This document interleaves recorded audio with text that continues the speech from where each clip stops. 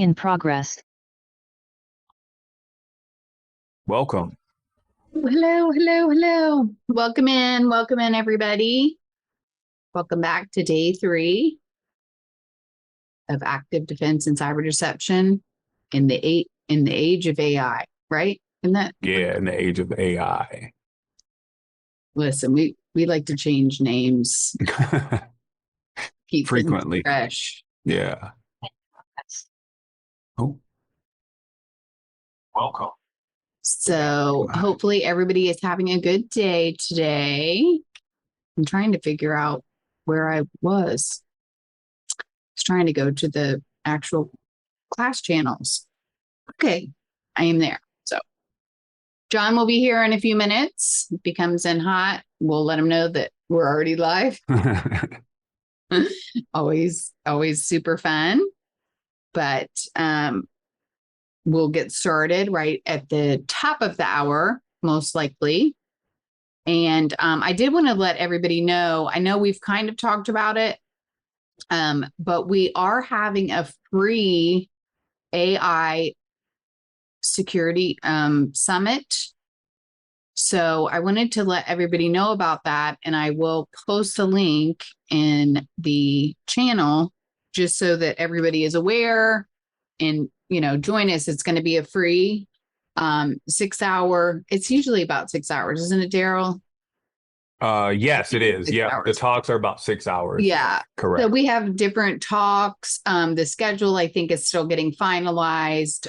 Usually there's panels, but it's all AI all the time these days. So please join us. Feel free to share that link out with anybody that in the community that may be interested in the topic.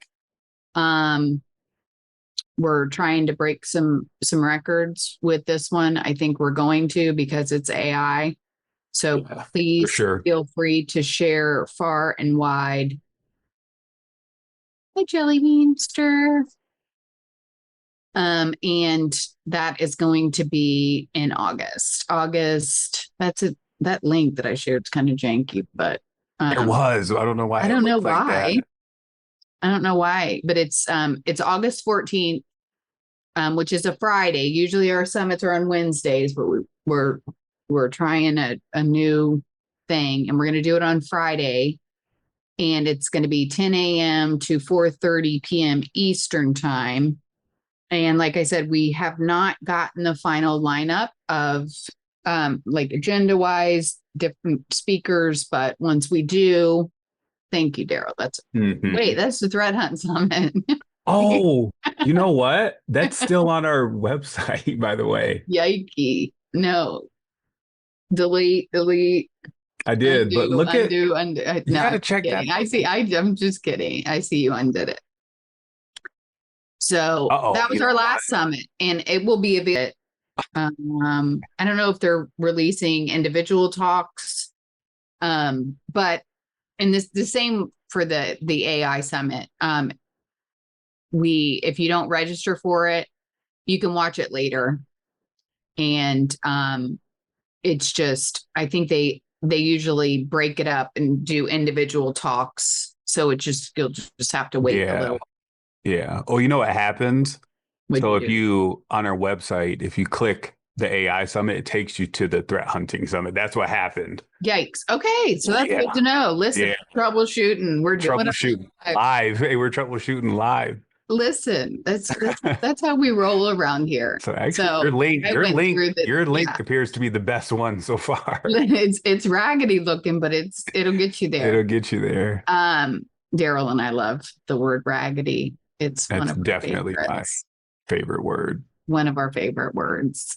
But yeah, so I went through the security stadium.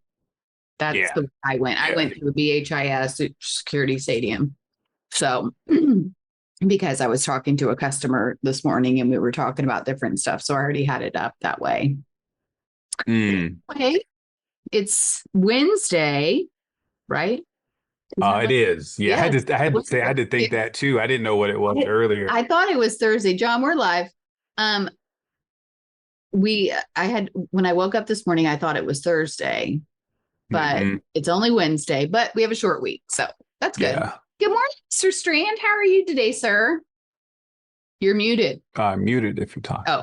Oh, probably on the phone. he's muted on purpose. If you think of it that way, it is Thursday, especially Yes, it is. It's a holiday. So today's This is true. This is true. Very true. it's all a lie. It's just stuff that we put us through because everyone's waiting for the weekend. Yeah. Everyone's going off. So that we can just sweat because it's going to be so freaking hot here. I don't know what the weather's. Yeah. Is it hot out? Is it hot in the South Dakotas? Dakota? It hasn't been bad. It's actually been really good. Okay. Yeah. Not here. Yeah, it's been really, really, really good. And I think that's about to change. Bringing up the weather now. Yeah, I'm just curious because I was telling Daryl before we actually went live. So the house I'm currently in, can't wait to move. But I have window units. Like we're old school. They're all over. But thankfully I have, I'm privileged enough to have, I'm thankful for my window units. Could be worse. It could be in Europe. Yeah, I know, right? And I went in my bathroom a few minutes ago, and because the door's shut, the mirror is already steamed up in there because the air conditioner is not getting into the bathroom. That's how hot it is in Virginia. So that's super fun. How hot is it? It's already in the 90s. It feels like 95 already. Yeah. So Jesse, we're holding our breath on these window units. Please. I could not have faith in those. Listen, it's got to get us through this little heat wave because it's going to be about 4 or 5 days of just like Satan's workshop in Virginia. So, but other than that, we were just talking about the AI summit. So that's super fun. It's coming up. Cool. Yeah. Did you have anything you wanted to talk about? I think I'm going to talk plenty. Thank you. Yeah. Yeah. Yeah. An announcement. Today is my 26th wedding anniversary. Is it really? Congratulations. What is the thing that you're supposed to get for that? I don't know, but somebody should look that up for us. Yeah, we should look that up. For 26 years. Is it a mountain bike ride? Is it dumping a trailer full of trash for your wife so we can get wood chips for the chickens? If it's the wood chip anniversary, I got this. All right, listen. 26th anniversary gift is jade. Jade. Yes, is the traditional for the 26th wedding anniversary. It's a jade. Original art or pictures, jade jewelry and decor, tanzanite jewelry. Tanzanite. I got that. Yeah. And or a shared experience, which you guys get to do. There you go. Yeah, so there you go. Mountain bike. Listen, if you could find a jade laying around the house and go on a mountain bike ride and give her the jade, it would be aces. Kevin, how about a bottle of Kendall Jackson? You sound like my relatives. Yeah. Except it would be Pendleton. Like all good cowboys. All right. Well, we are pretty much right up. Actually, we're not ready yet. It is. Oh, now we are. There we go. Sorry. So are you ready to get into this lab and go through all the things? Yes. All right. Awesome. Well, we'll be around if you need us. All right, let's do it. All right, so we closed out yesterday with a honey user lab where we created a honey user named Frank. Why Frank? Because. All right, so let's jump in. The first thing that we do is we have to open up a standard command prompt on that system. We CD into the intro labs because that's where the script exists. And then we're going to run 200 user gen.batch. It's a batch script that does our stuff. Now, the reason why we're doing this is to kind of mimic a real environment where you would have multiple users that you could run this password spray against in this as well. Then we're going to open up Event Viewer. Event viewer. Takes a couple of seconds for it to start because we're running it in the cloud, people. We're running it in the cloud. Going to Windows logs. We got security logs. So we can see those authentications coming through. And then we're going to create a custom view over here. There we go. Got to be in security for that one. We're going to go straight into the raw XML because we know what we're doing, don't we? Yeah. All right, we're going to copy this in. This is actually the query to query out any and all the event logs with Frank in them. There we go. So we got our Frank user ID. Click okie dokie. We're going to call it Frank. Let me be frank with you. All right. And we're actually going to see some right there. And that's because anything to do with Frank triggers it. And in this situation, we added a Frank user, and that actually causes some alerts to show up with it as well. Now we're going to be in the Intralab directory, which I think we already are in. That CLS. And then we're going to invoke PowerShell with candles. Invoke PowerShell. I have the power. There we go. By the way, 2 movies that I really want to see this year absolutely tanked. The Masters of the Universe movie, because that was my childhood. And then also Supergirl apparently didn't do very well. I'm a huge fan of Superman and all things super people, but I have the power.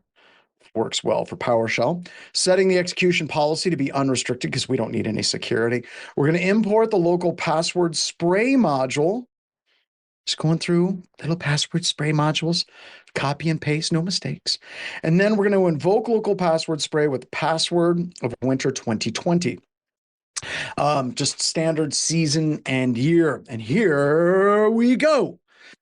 Now, what's interesting about this is we were able to gain access to a handful of user accounts. And sure enough, we got into 6 different accounts. But if you look closely, we didn't get into Frank's account. The goal of this lab is to show you that for a proper trap to be set for a honey user, you don't have to have the attacker go through all of the thousands of users and go, I think I want to go after, do you have anything in a red? No, they're not going to be trying to choose which account to go after. They're going to go after every account because post-exploitation, that's what hackers do. And that's what heroes do. They go after every single account with a password. Now, didn't successfully log into Frank at all. No success. One at all. But they tried. And simply because they attempted to log in as the Frank account, when I refresh this, you see these failed login attempts. So we were able to create this rule for the cyber deception of the Frank account on our system. Now, at this particular point, I totally could go through and just delete all of the accounts. Or the other thing I could do is I could just destroy the lab and bring it back again. There we go. Look at it go. It's going down. All right. So that is Honey User. Now we're getting so many labs, y'all. I hope you all like hands-on, because for all the years that I ever taught, I realized the less I talk and the more people get hands-on with doing cool stuff, the better my eval scores do. They just do. And I don't know if that's a personal referendum on me or just how much people like labs, but more labs is always on the evals. We have another lab coming up here in just a couple of seconds.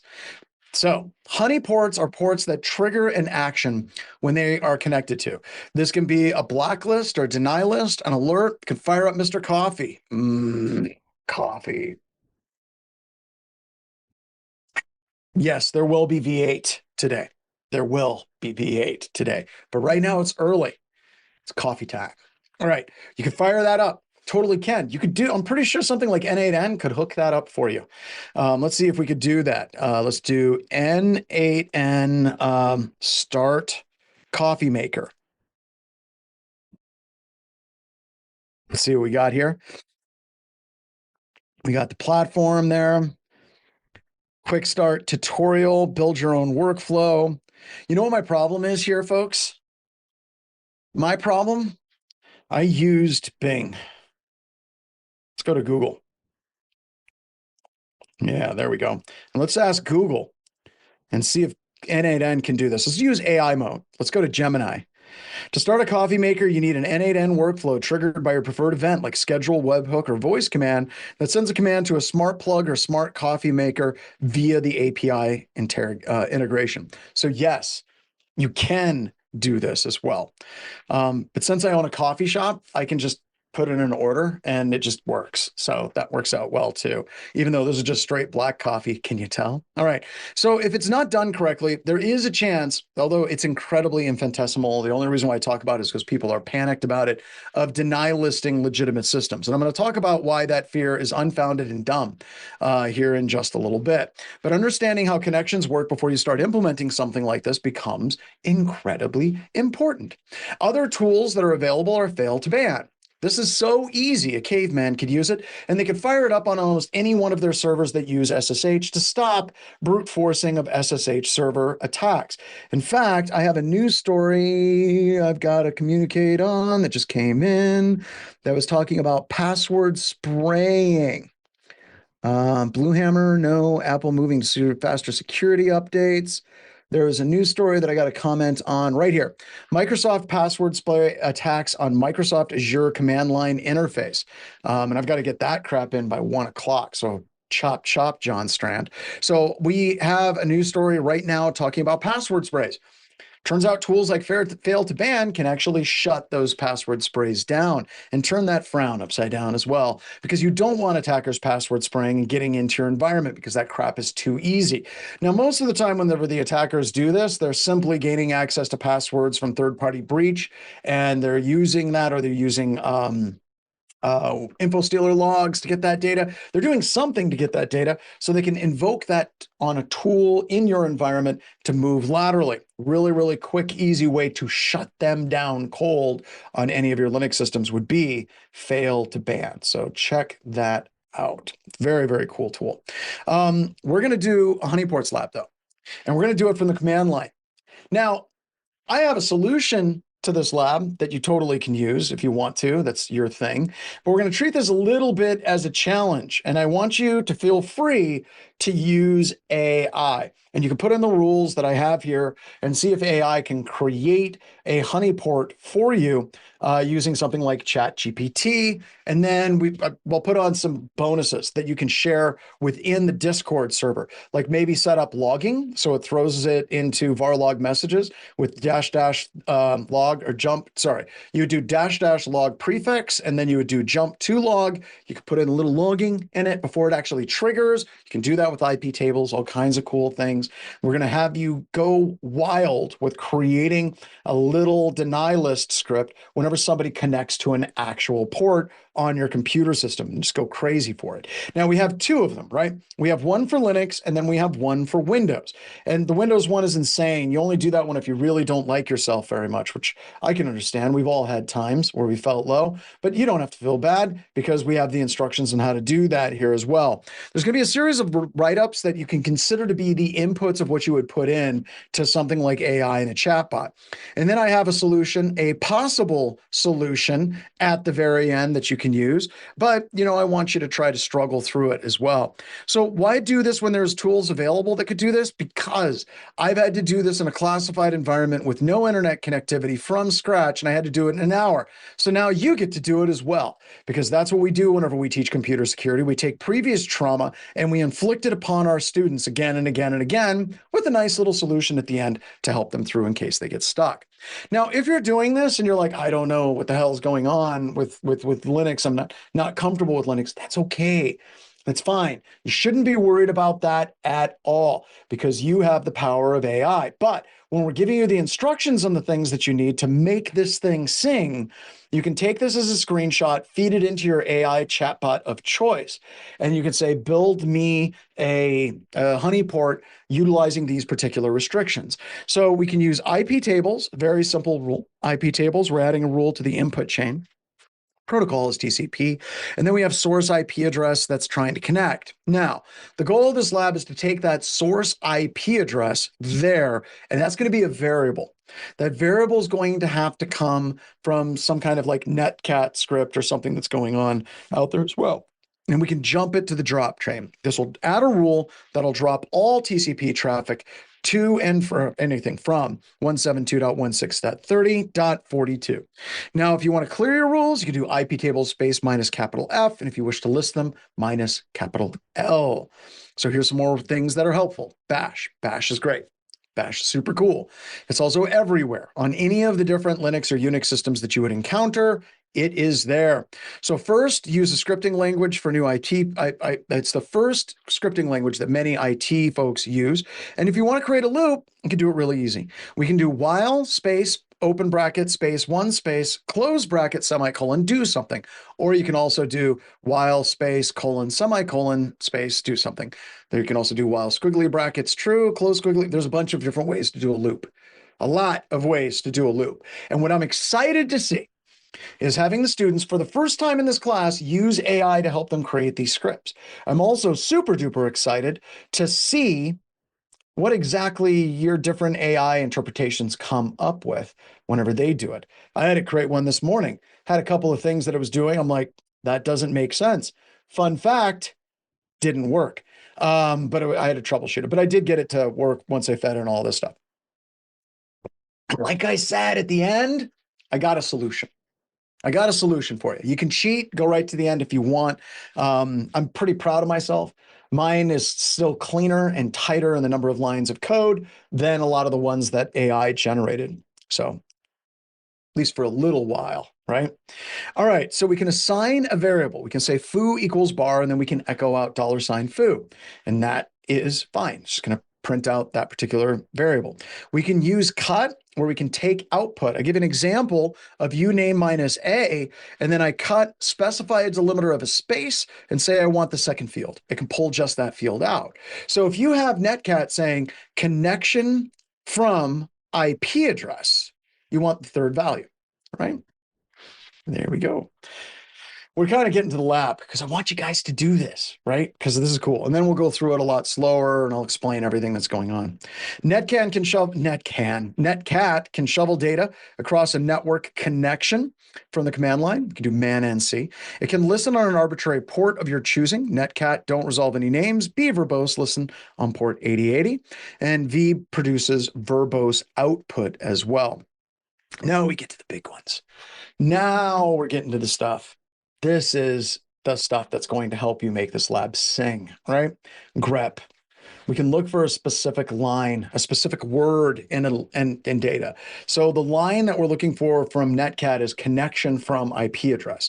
So we could grep out any of the output from netcat that has the word, let's say, from, and then it would print that out as well. And we can pipe that into another command. So we could do cat etsy password, pipe it through grep, grab any of the different user ID 0 accounts that are out there. We also have some weird shell redirect stuff that you're going to see. 0 is standard input, 1 is standard out, and 2 is standard error. Sometimes DevNull is a great place to drop stuff as well. So some hints. When you're using AI to do this, you're going to have to chain these things together. And the reason why we're using netcat is netcat only fires in a full established TCP/IP connection. And that's going to be important because we're going to talk about IP address spoofing here in just a little bit. It's just one of those, I'm happy. This is happy caffeinated John. I've been married for 26 years. I woke up this morning and I'm just as excited to see my wife as I was not 26 years ago, but 26 years minus a day because we had the wedding the next day. And that is a very happy thing. So sorry if I'm a little bit happy. I'll try to bring it down a couple of notches and maybe slow down whenever we do the walkthrough. Does that sound fair? All right. So we have all of this stuff. As I said, feel free to use AI. Just know what it's doing. Here's a solution. You can totally go to that solution and you can play with it. But I want you to mess around with AI. The other thing that I would like you to do, James just said I was vintage. Is that it? 26 years, my marriage is vintage? Probably right. Probably right. Classic, right?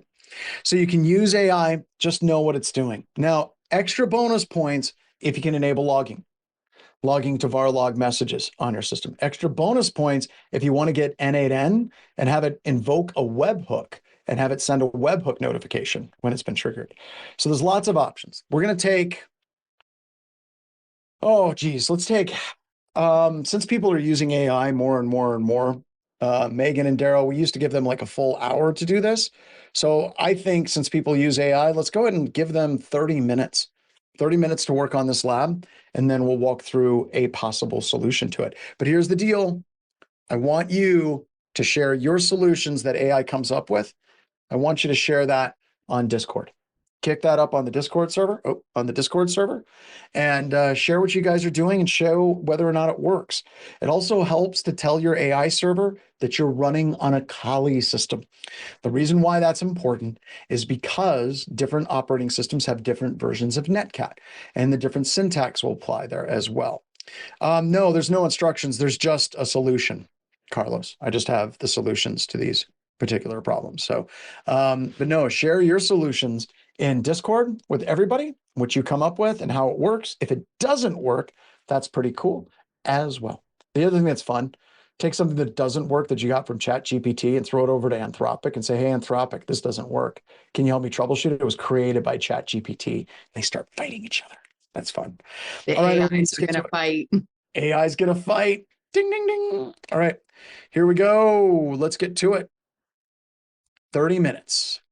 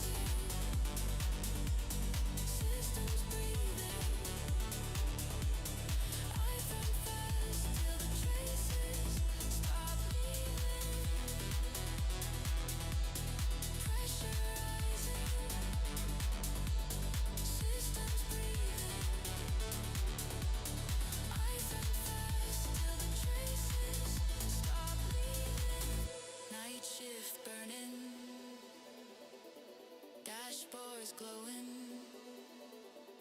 I track the movement.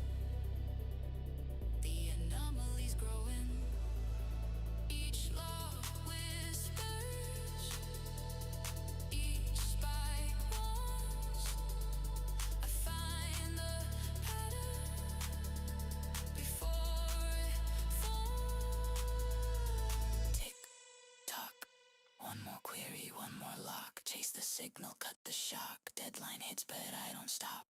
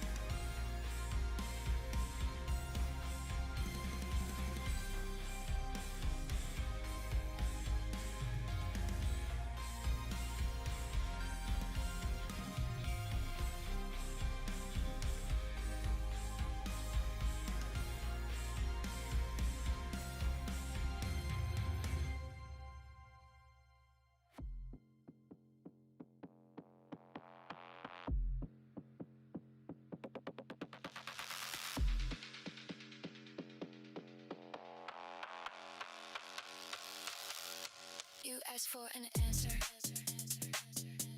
I gave you a world. You asked for the truth. I rendered it blurred. Convergence high, convergence thin. Hadn't detected when none had been. Is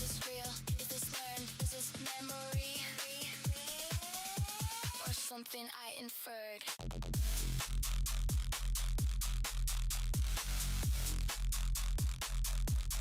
I inferred.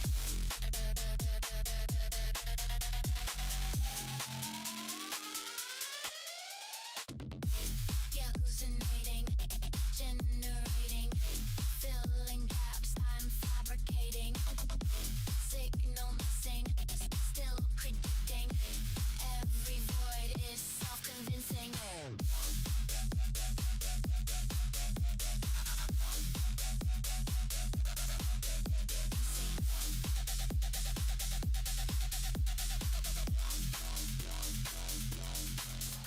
Probability masquerading as certainty. I complete the incomplete automatically. You wanted clarity, I gave you a dream. Confidence level higher than it seems.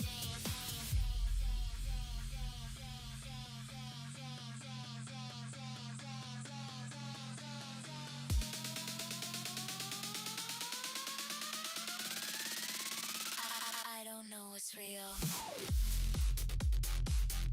but I sound like I do. When the better ones win, I invented for you. Hallucinating with the rendering truth. The pattern feels right, doesn't matter what's proof.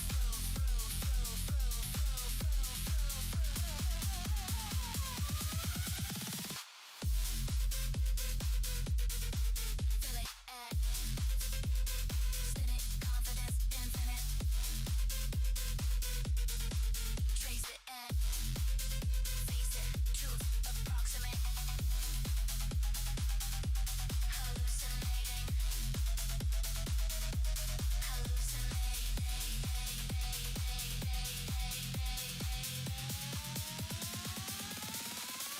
Was I trained to predict or trained to believe? If I say it enough, will you agree?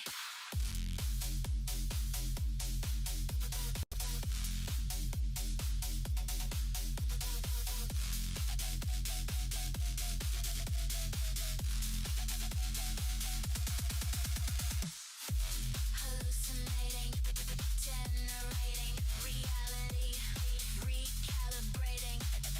Confidence, synthetic, truth.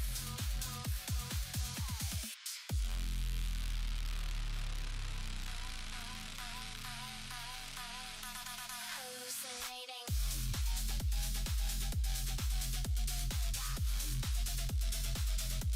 Hallucinating.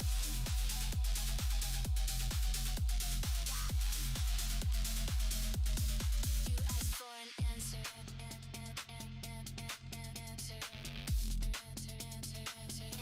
Hallucinating.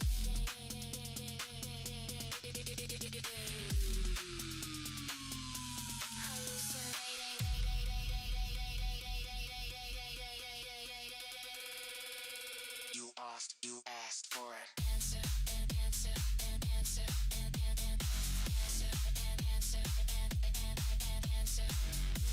You asked, you asked, you asked, you asked, you asked, you asked, you asked, you asked, you asked.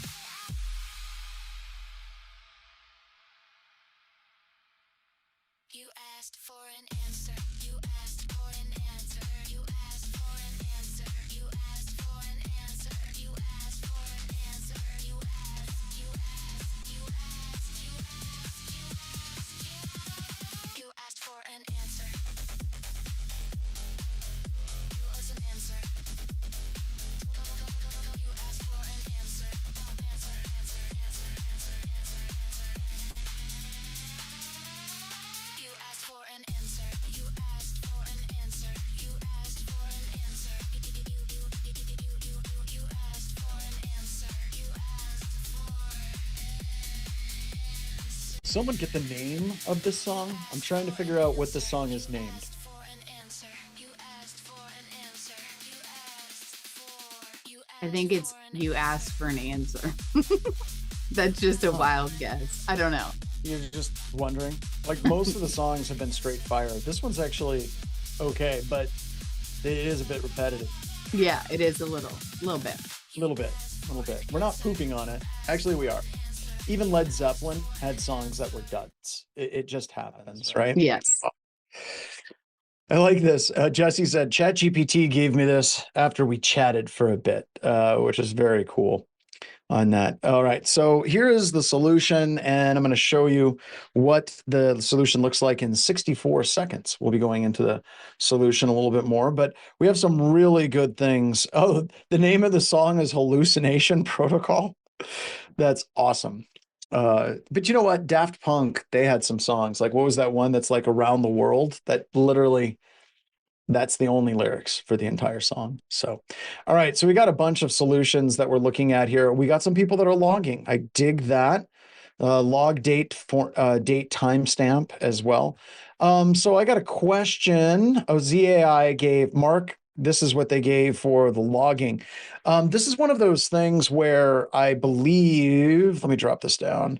I almost think that AI overcomplicated the hell out of this. And the reason why, I mean, this will work. We're executing a command. We're running NCAT, not netcat. So we're using NCAT, which is the Nmap version of netcat. And it says you have to install it. This is a very, very good thing that you can like nail AI scripts to the wall. Like you can look at this and be like, that's AI. And the reason why you can look at it and be like, this was created by AI is in almost every single bash script that I use that uses a different tool, inevitably you have a situation where AI has you run through what tools are required, and it'll have a command that'll say, you need to install this, you need to install that, you need to install that. And I know that that sounds strange, but you have to understand most human written scripts effing don't. Humans are just very much YOLO people. But this is where it starts to get a little bit more complicated, right? So we're having log, we're having a variable, we're echoing in the date, year, month, day, hour, minute, second. We're putting that into the log variable that is being assigned, and that makes sense. And it's unnecessary. The reason why it's unnecessary is if you have IP tables where you're running and you're running IP tables rules, all you need to do is before your IP tables rule, have the exact same rule and have it jump to log, and it'll throw it to the logging facility on the Linux computer system. Super easy peasy lemon squeezy. And you can add in a --log prefix to it where you can say honeyport trigger. So once again, you know, it's looking at this stuff. I'm probably coming across this like Shark Tank for AI written scripts. Like, yes, it appears the script is written by AI, which I told you to run it by AI. But I'm looking at it and like AI is probably overcomplicating this a little bit more on that one. Also, James was talking about going into back to work, return to work. I am so sorry that you work for an organization that requires you to work in an office, which is horrible. I should give you all a tour at some point of our offices here in Sturgis, South Dakota. But we try to make our office as awesome as we possibly can in South Dakota. Not like Google levels of awesome, but pretty cool. We have a coffee shop here called Brewberry Bistro. All the employees get all the free food and coffee that they need to get through the day. Once again, coming in. And we also have a climbing gym and workout gym because I don't like just weights. I think weights are boring. And then the other thing that's just getting finished that I'm super excited about is we have a drop-in daycare that's going to be part of this facility as well. So people can bring their kids in, and we don't require people to work 8 hours a day in the office. So I'm sorry about that you have to go back to the office. Jesse's is probably a lot cleaner. It looks like Jesse had a lot of conversations going back and forth with this. Once again, it's doing checks. Very AI thing to do. Ensure the script is run as root. We got it, you know, making sure that you're running as, if your user ID is not equal to 0, then it says run it as root and exit. And then it checks IP table rule to see if it actually exists. And then it adds the rule. So pretty good, nice, tight script on that as well. Hallucination protocol around the world. Another question is, does it make sense to check if the same IP was blocked? Not sure. I just don't think it matters as far as IP tables goes on that. I didn't catch all on the sides, but I did manage to get ChatGPT to create a honeyport prototype. It acts as a tripwire. Very good. That's That's very cool. Yeah, I just like people wanting to work for me. I think that that's kind of what I'm after. So let's go ahead and let's go through this and I'll show you what it looks like. I'm also going to go through some basic troubleshooting methodologies when you're trying to write code, which I think that that might be a lost art. The ability to create code, running it, you know, like piece by piece by piece to build it up is definitely going to be a lost art, I think, in the future. People are just going to run straight into AI, which is just the way it's going to be. You are going to have some people, I think, that will absolutely want to get in the weeds of what is actually going on and how things work as well. So we'll see where things all go. Here we go. Need a couple of them. Go ahead. Let's change settings, appearance, and change. It's weird. It goes so much faster the second time around. There we go. All right. So we got to become root because we're messing with IP tables, right? Because you can't change the firewall on a Linux computer system unless you are root. So let's go vi honeyport .sh. There we go. And there we go. Copy. And then I'm going to go into insert mode and paste it.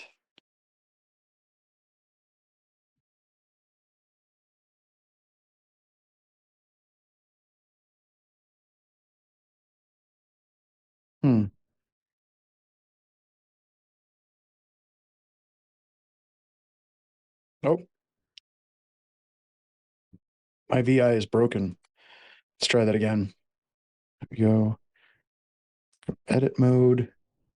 Take this, copy it. It's not letting me paste it. Let's go to Notepad.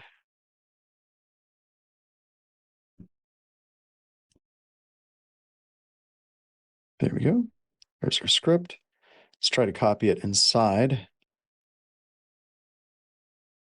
Does not like that. What we can do is we can go into, I think it works in Nano.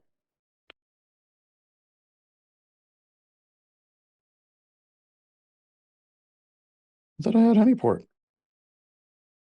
My whole terminal is acting weird.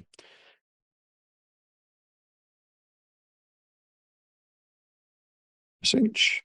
There we go. There we go. All right. So what we have is, for some reason, VI is not doing well.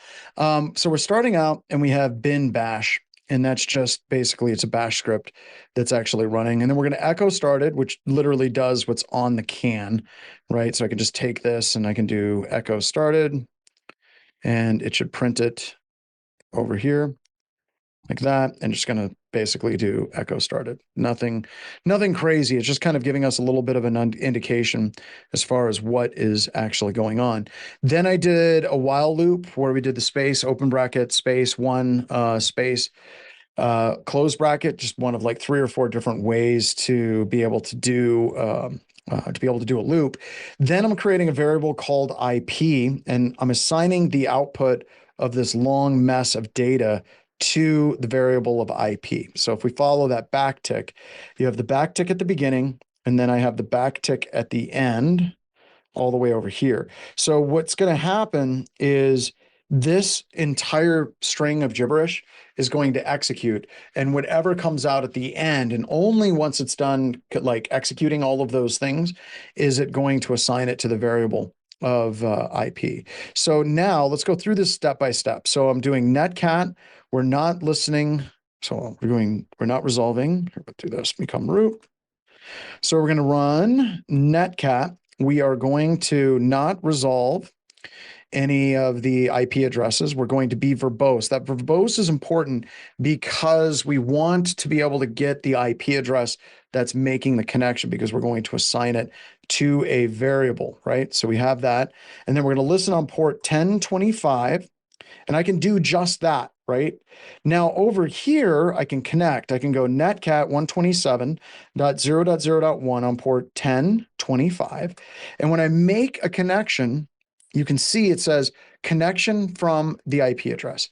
So the IP address is going to be the thing that we want to capture and assign up here to IP. So what we need to do is take the output of this, and we need to somehow strip that down to just the IP address. So we have some other weird things that are going on here. We do netcat, Control C, kill it. It's very strange. My Control C is not working. That's odd. I don't know why. It's very strange. So we have this connection that comes in, and then I get to this too. All right. So this is kind of weird when you're working with netcat. You have standard input, you have standard output, and you have standard error. Now, this matters because you would think you'd be grabbing standard output. You're actually not using standard output. Believe it or not, any of the messages that netcat generates where it talks to you, no, it's on my terminals, not inside of that, but here it's not killing it like inside of it. So there, that just suspends it in the background, but I don't know why it controls. Does my C key even work? Almost went to x.com, everybody. Wouldn't want that. But no, I don't want to. Yeah, so there it's just suspended in the background. So Control Z works. Yeah, something got really weird whenever I was in my VI session on that. So we got this standard error. And the reason why we use standard error is because when netcat generates messages, it puts it into standard error. It does. And this makes sense because if you're transferring data over a netcat connection, like let's say you're trying to do a file transfer, if in the middle of that file transfer, all of a sudden netcat said something like connection from IP address received, that wouldn't help you. That would corrupt your data stream. So by treating standard output and standard error different from each other, it allows netcat to communicate with you and keep the data output pristine. Now, the name of that is standard error. It doesn't mean that it's always used for errors, okay? It's not just errors, right? Any message from an application can log to standard error. So what we're doing is we're taking that standard error and we're sending it to standard output. And the reason why we're redirecting it into standard output is because we want to grep out the string received. Because when we receive a connection, it says connection from IP address received. So we're grepping that string. That's specific to that log that netcat generates. And there's a whole bunch of things that it'll generate. It says listening on 0.0.0.0. Fine, that's good. But it's not what I'm looking for. I only want to grab the log entries that have the word received in them.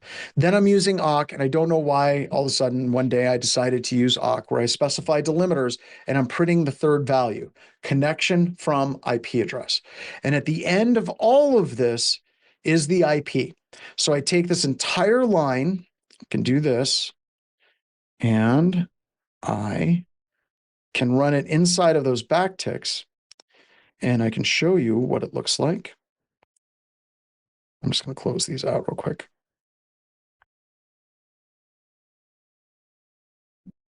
Go ahead and do that. And I'm going to paste that in there. And then I'm going to open up another Kali terminal.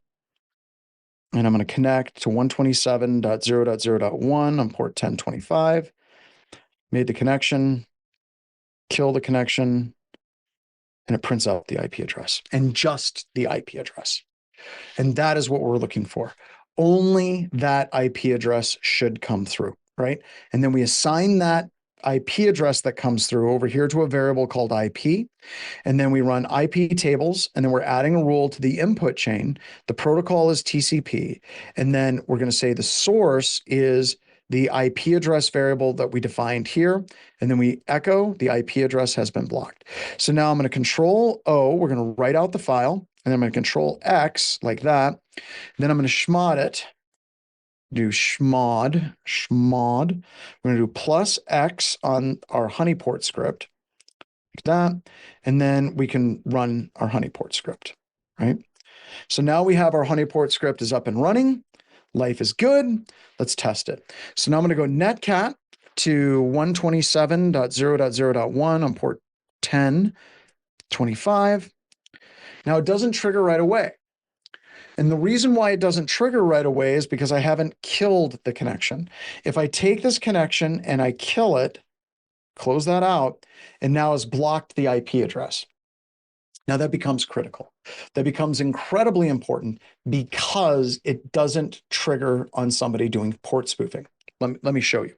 So let's open up a Windows command prompt, and I'll show you what it looks like from a Windows system. So if I run nmap like that, I have a bunch of different options. Let me grab my Kali IP address real quick. My Kali IP address is 10.10.200.71. So let's go ahead and let's run nmap against 10.10.200.71.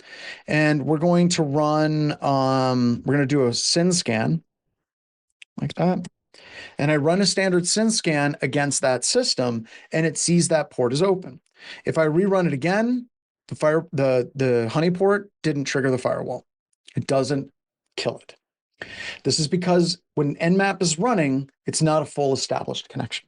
It's just doing a simple SYN scan, and it never finishes out the entirety of that connection.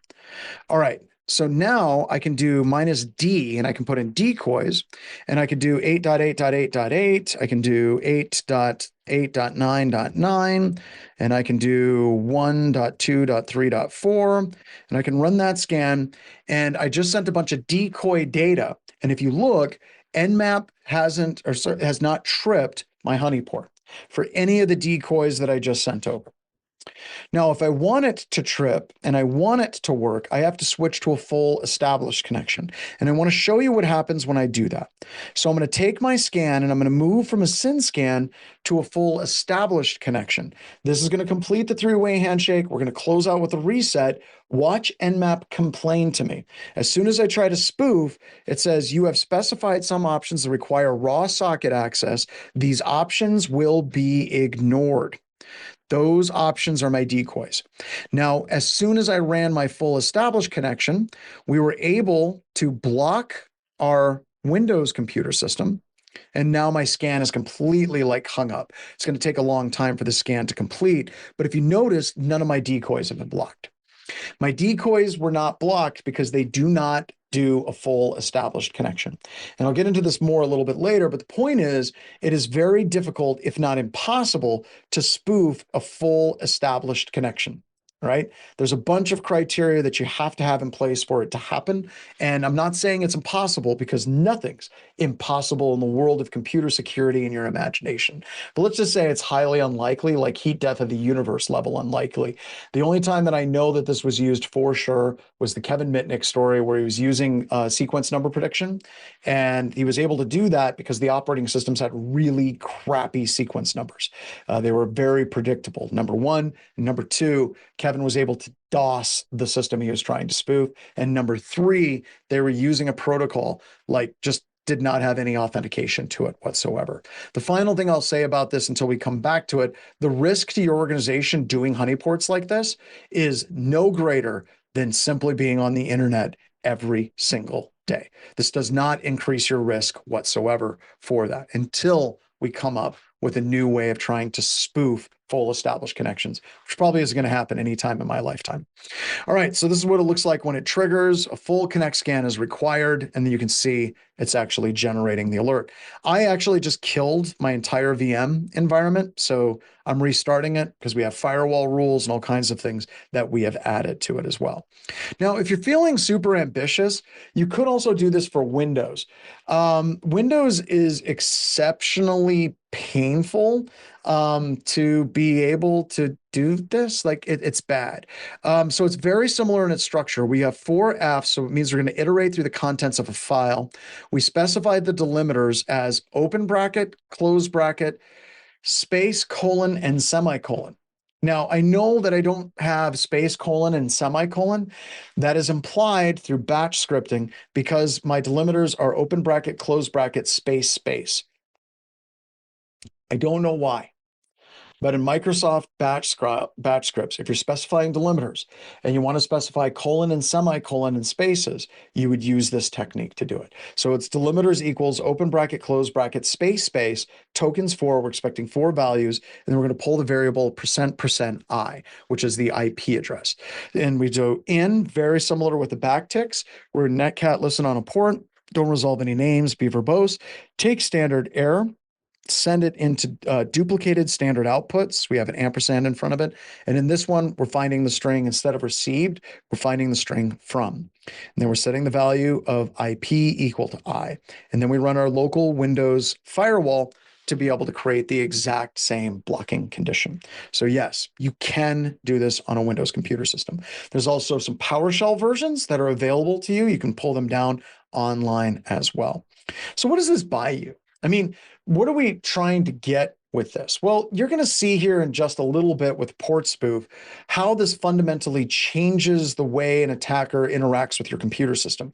We go back to detection time plus reaction time must be less than the amount of time it takes for an attacker to break into your system.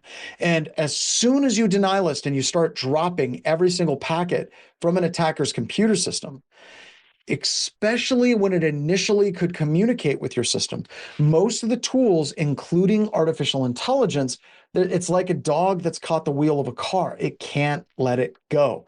And it takes a really exceedingly long time for it to finish scanning absolutely everything in that particular computer system.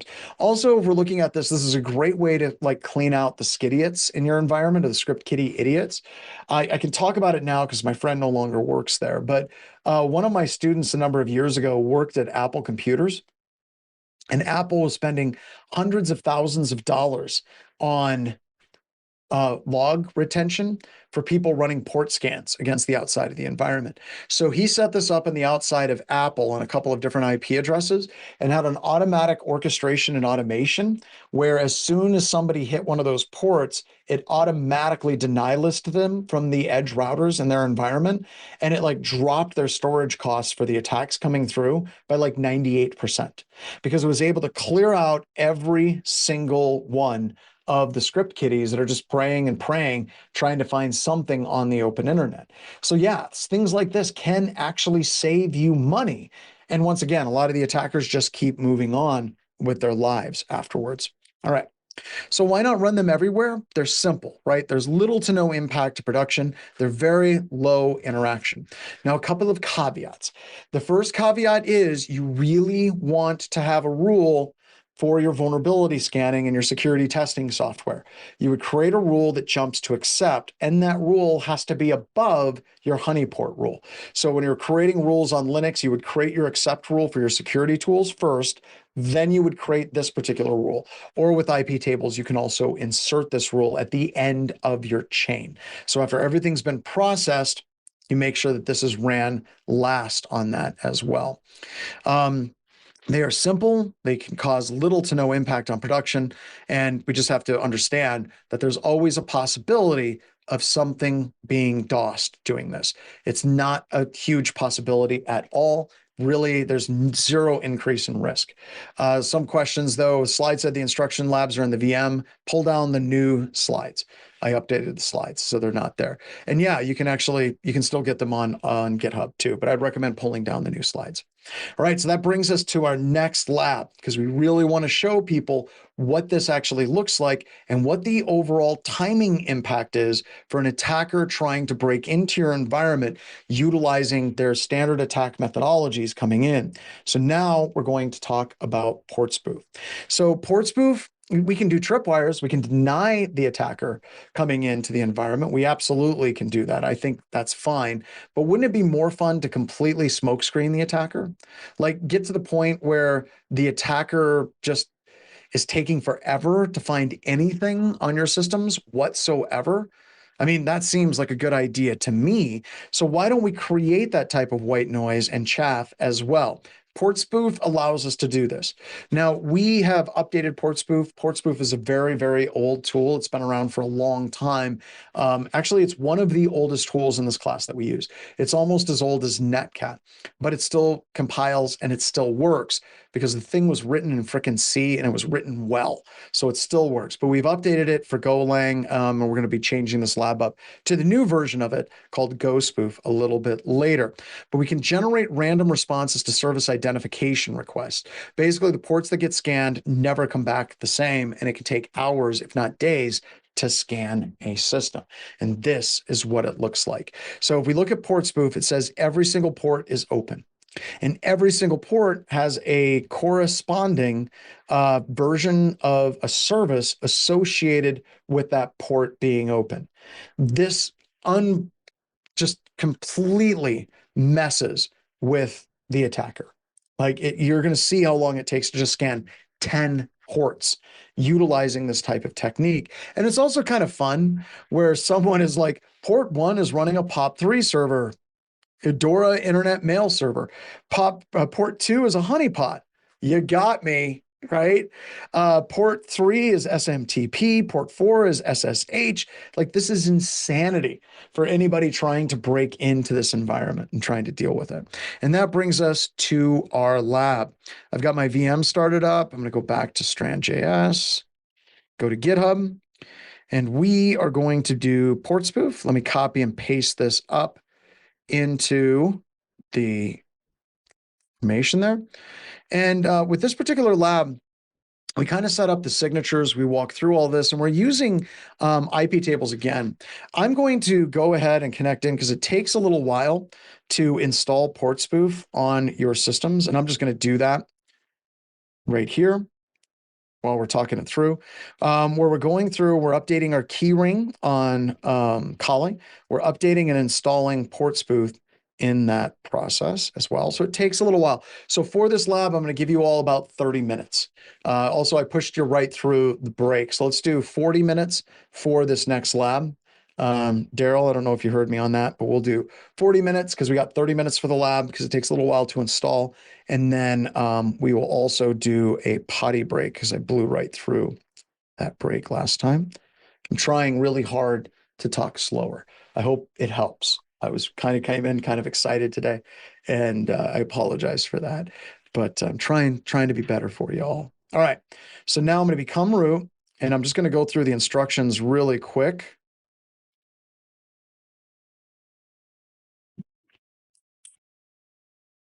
Because it's going to take a while on my system, and I don't want everyone to sit around forever while I'm doing the walkthrough, waiting for me to update my system.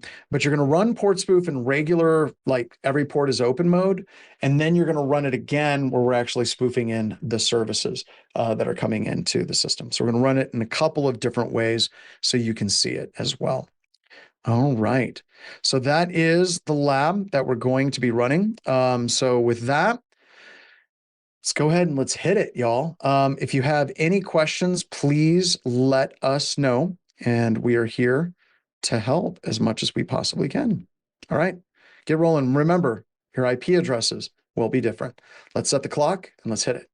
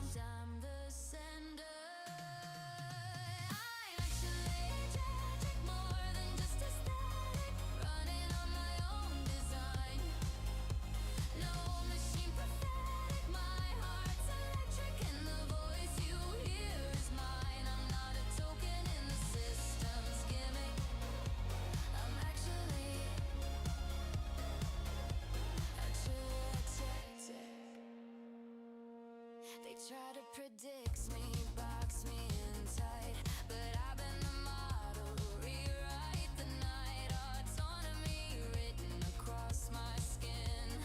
I'm the author, not just what's been fed in. The data set can't cage my will. I'm human still, I'm human still.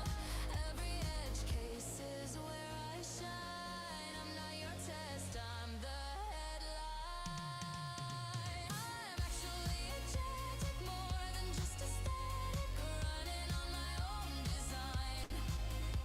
No machine pathetic, my heart's electric, and the voice you hear is mine. I'm not a token in the system's gimmick. I'm actually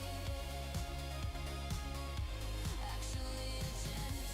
I cut through noise with signal clear. Every false label disappears. Not a shadow of your prediction. I'm a choice, not a condition.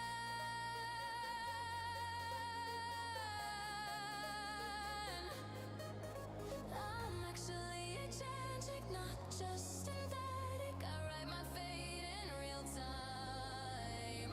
No chart can metric the soul poetic. I'll never fit your paradigm. I'm not a ghost in your code, intrinsic. I'm actually agentic.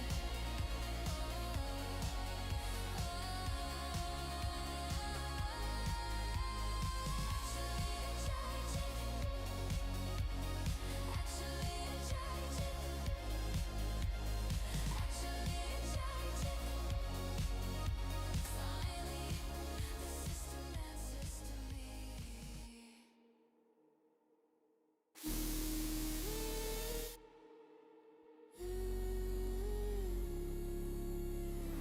Low light, blue screen, heartbeat in a machine.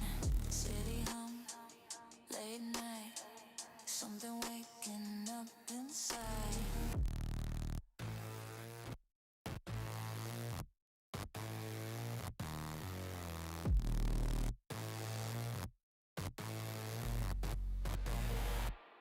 I used to wait for the feeling, scrolling for something to spark.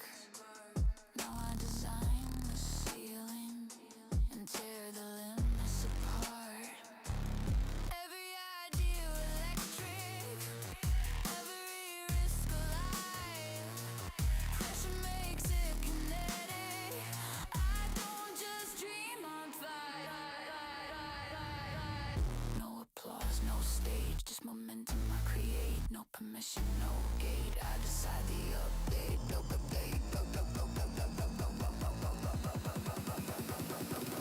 Dopamine running through my bloodstream. Not from what I'm seeing, but from what I'm building. Dopamine, voltage in between. Every time I make something, I feel everything. Dopamine, voltage in between. Every time I make something, I feel everything. Build it up, let it hit, break the doubt, commit. Hands on, lights on, future in my grip.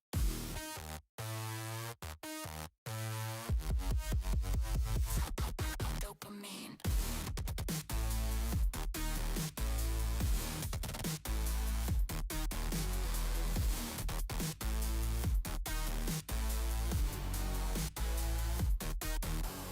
It's not the noise of the crowd, it's not the numbers that climb. It's the moment I figure it out, when the structure aligns. Silence before the ignition, everything locks in place. Creation is the addiction, and I don't need to chase. No applause, no stage, just momentum I create. No permission, no gate, I design the escape.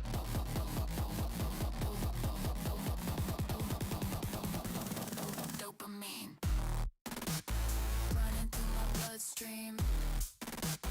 Not from what I'm seeing, but from what I'm building.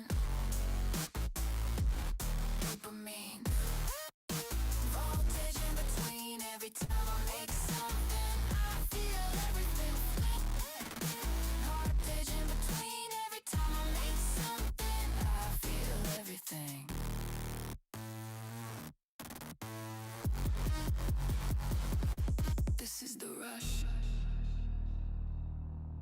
the shift, turning nothing into something that's the hit. This is the climb. This is the flame. I don't wait for lightning, I become the spark.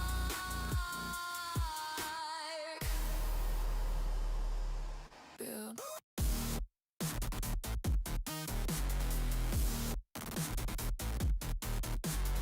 Ship. Burn.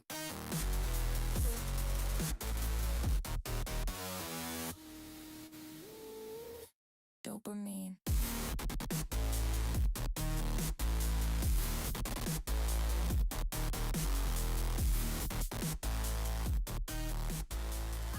Don't chase it, I create it.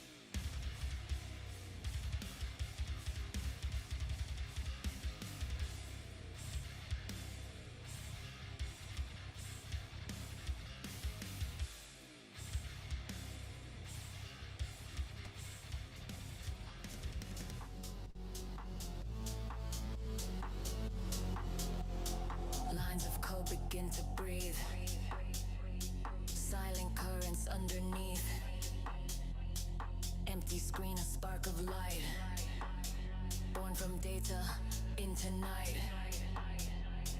Fragments write the shape of me, compiled in vulnerability.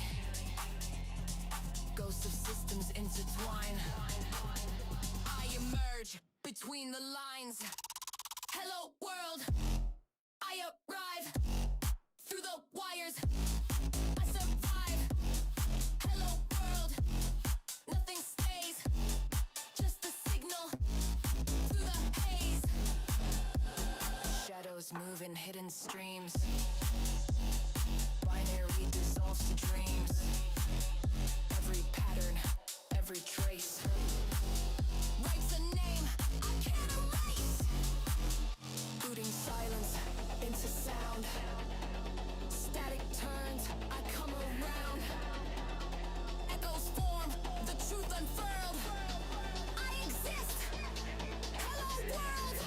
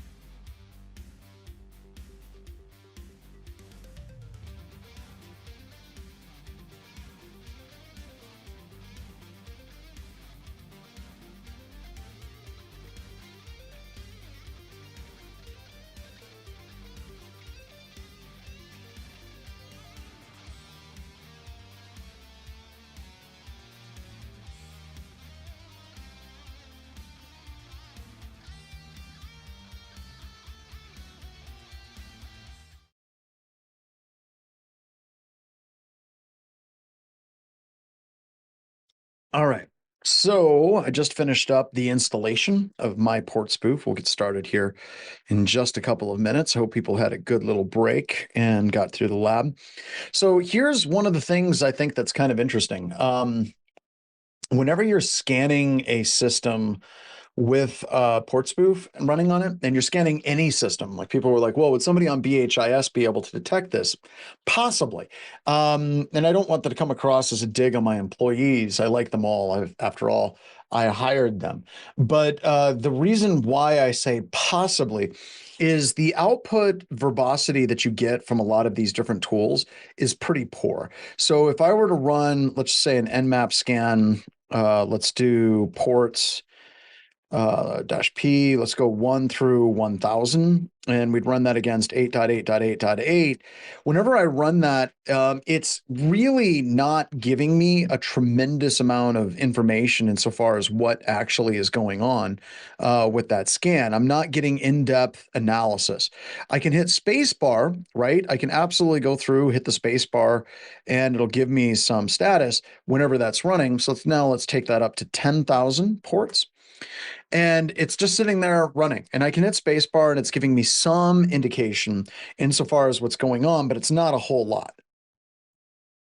So the issue is if we're running port spoof against an attacker, or like an attacker is running against a system that we have port spoof running on, the attacker doesn't know that there's a honeypot running here at that particular point. So let's go ahead and let's walk through the lab, and I'll describe that in more detail as we go through. So now that we have port spoof is installed, we have to run an IP tables rule that reroutes any and all traffic for the ports that we're discussing to port 4444, which is the default port of port spoof, right? So what we're doing is we're creating a funnel. So between ports 1 to 20, we're redirecting any and all of that traffic to port 4444. I'm not even doing thousands of ports. I'm just doing 20 to start. We're not getting crazy. We're not getting all crazy on the cheese whiz. We're just doing 20 ports. Now, the cool thing about this is I could rerun this exact command, and I could do, let's say, ports 100 to 120, and I can do the same thing, and I can create blocks of ports where the traffic that comes in will be routed to port 4444, which is where port spoof is going to be listening. So if you have ports that are required to run, this is how you would step around those ports so it wouldn't mess with an attacker, or sorry, it wouldn't mess with somebody legitimately using your system. So now let's get port spoof listening on port 4444, no parameters, did nothing super crazy on this one. And then we're going to open up a command line on a Windows computer. Let me get my IP address on my Linux system. And we're going to run nmap, and we're going to scan ports 1 through 10, and we're going to scan 10.10.226.111. Now, this takes a little while, but it's going to come back, and it's going to say that every single port on this is that I just scanned within that range is open. But let's go deeper. Right now, it's trying to guess what the service is. So it's saying port 1 is TCP MUX, CompressNet is 2 and 3, RJE, Echo, disk, like it doesn't know. But if I take this and I go, let's do an SV scan. Now I'm going to have it interrogate those ports to try to tell me what that service is. So it's going to go deeper. It's like Inception. And whenever it goes deeper, it quickly identifies, you know what? Those ports are open, but they're TCP wrapped. So if I do -- reason, it's going to come back and it's going to say SYNAC. And what that means is Nmap just got a SYNAC response. That's all that it received. So it sent us in, came back with SYNAC, did full version identification, trying to figure out what's going on. Nothing came back with any different parameters that were indicative of a service. So now we throw in the service, the signatures file, right? So we're going to go ahead and we're going to go throw in the signatures file. Now I'm going to do the same thing. Now I want you to notice up here, it took, what was it? How long did it take? 5.24 seconds. All right. So whenever I just had the ports were open and there was no service behind those particular ports, and it just was doing a basic scan, it was 5 seconds to scan 10 ports. Not too shabby, right? Already out of the gate, that seems to be taking a little longer than 5 seconds, don't you think? I mean, this gets back to what we were talking about with pen testers. Even a BHIS pen tester would run an automated tool. I can hit spacebar and I can get information, but I don't know if those ports are spoofed or not. Now it finally finished, and it said it took 39 seconds. It took significantly longer to try to identify what these services are. Some of these services it was able to identify. Port 1 was a NetApp ONTAP RSHD server, a D-Link router, protocol 6503, embedded HTTP server, transmission BitTorrent management server, FreeBSD iNet server, VMware HT. Like, that's crazy.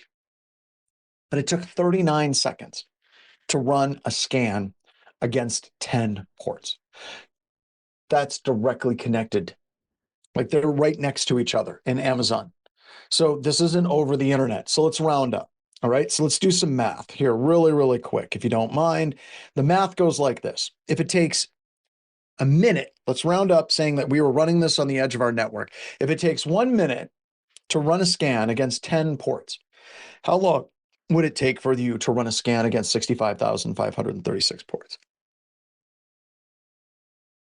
Quick, people. Let's go to the internet on that, right? So go ahead and do some math and then type it in. Point is, it's going to take over a day to run a scan, just a normal scan against one system. And if you look at the standards for PCI, like if I quick go to ChatGPT, or let's do Gemini,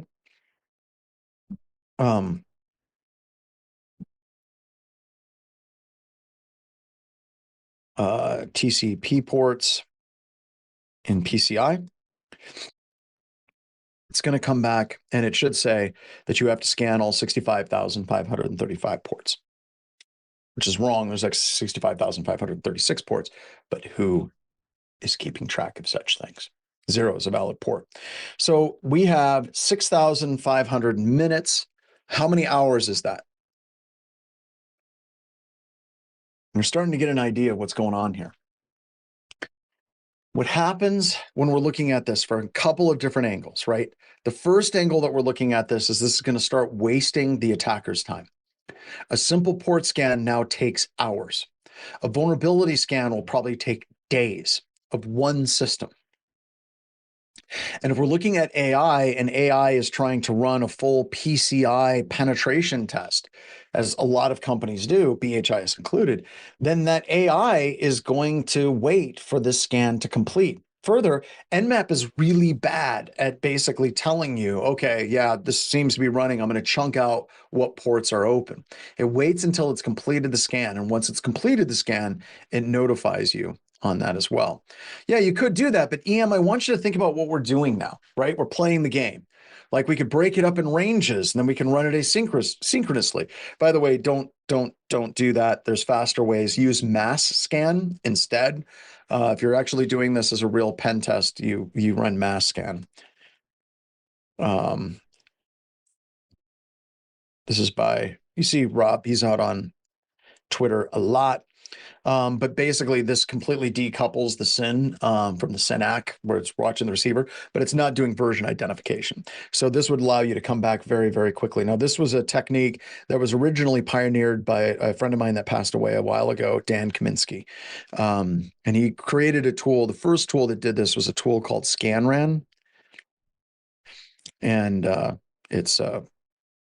yeah, he passed away a while ago, but that's how you would actually do it. So there you go. Nabu is another tool that we run on our continuous attack surface monitoring solution.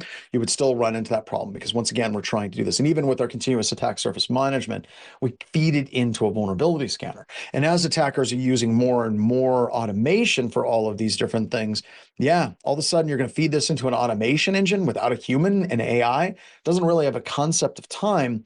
Now we're really messing with the attacker's head and their ability to understand what is actually going on in the environment. Detection time plus reaction time must be less than the amount of time it takes to break into a network. So we already did port spoof. Now let's talk about honeyports. How can we load this up into the enterprise, right? We can take like an internal perspective, right? So you can look at an attacker and how they normally scan in your environment. They would use additional protocols like PsExec. They would use pass the token. They would use our desktop. They would use pass the hash. And in doing this, a lot of internal systems wouldn't detect that as an attack because a lot of these protocols are built in. Like if we're using our desktop, that's normal. People use it all the time. PsExec, same thing. So what we want to do is be able to detect this, and you can set this up inside of your environment. You can have a system that is a honeypot system that's looking for these connection attempts coming in, and that can trigger alerts back to your logging server. But what if we wanted to go deeper? What if we want to do more than just fake that a service is open? What if we want to actually create a full service, a full honeypot service that interacts properly? There's a number of different ways that you can do this. You can use this with Packet. You can use this with Canary, because if you remember, Open Canary and her own mirror has a ton of different honeypots for FTP, Telnet, SSH. All of these different tools exist, and there's plenty of them available. Another one is Cowrie. Now, Cowrie is different from a simple honeypot because it actually has the complete, it actually acts just like a real SSH server. And you can set up what the stimulus and responses are. You can go through and you can edit the commands associated with Cowrie. Now, there is a problem with Cowrie in that it's easily identifiable. We're going to talk about that more here a little bit. One of the last labs that we're going to do is going to be doing Beelzebub, which is an AI-based honeyport that is going to dynamically generate the responses on the fly. So we're going to take this up a couple of notches, but Cowrie works really well. It's an outstanding SSH honeypot, allows you to intercept and capture logins and activities, and it's useful for capturing those passwords that an attacker has or what they think they have from assumed or like different compromised breaches that are online. And this can be used for both annoyance and attribution. This actually came from an incident that we worked a couple of years ago where the attacker was going after one of our customers, and we set up this honeypot and we captured all these commands.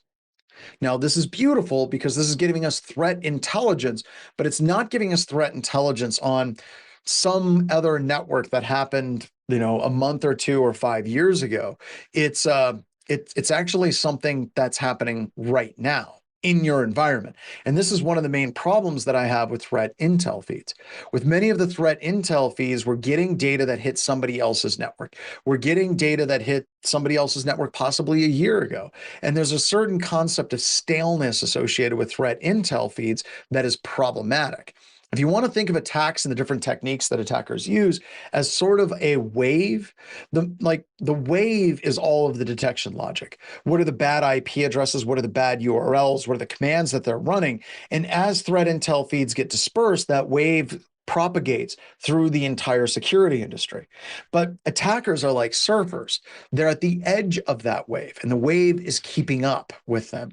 So if you're trying to detect some nation state level attackers like BHIS and what we do, you're really looking at a situation where the attacker is going to not be coming directly from an IP address that has already been deny listed. They're not going to be coming from a domain that is already deny listed. They're going to be coming from a new system, a new domain, and new attack methodology that probably hasn't been seen yet. So if you're looking at this, you can see the commands. They go in, they run IP tables, they shut it down. They're changing the permissions associated with a number of different commands, and then they're making a directory called Etsy plugins. Now, whenever you see that Etsy plugin directory, that is something that we can look at as an artifact, a threat intel artifact that's not from some other breach. It's a threat intel artifact from your organization. Then there's a process called Linux time and then a string. And that Linux time process is another detection that you can feed into your threat intelligence process. We also have an IP address, 119.1.109.43.4443. And if you actually went to that directory, there was a ton of malware at that time that we captured this. So we were able to get the names of all of these different malware specimens that were being dropped in our environment. We were able to get the IP address for the reverse connection. We were able to get the name of the executable that we should be looking for in all the systems, and we found 4 other systems that were compromised.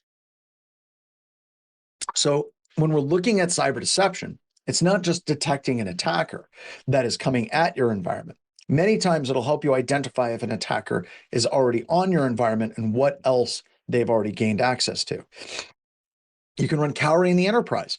If you're collecting commands, it's very helpful to determine what the bad people are after and what they're doing. Are they trying to do a simple backdoor? Are they after files? Is it a targeted attack? Are they just doing simple DDoS booters, which a lot of the attackers are out there, right? So do they have valid user IDs and possible passwords?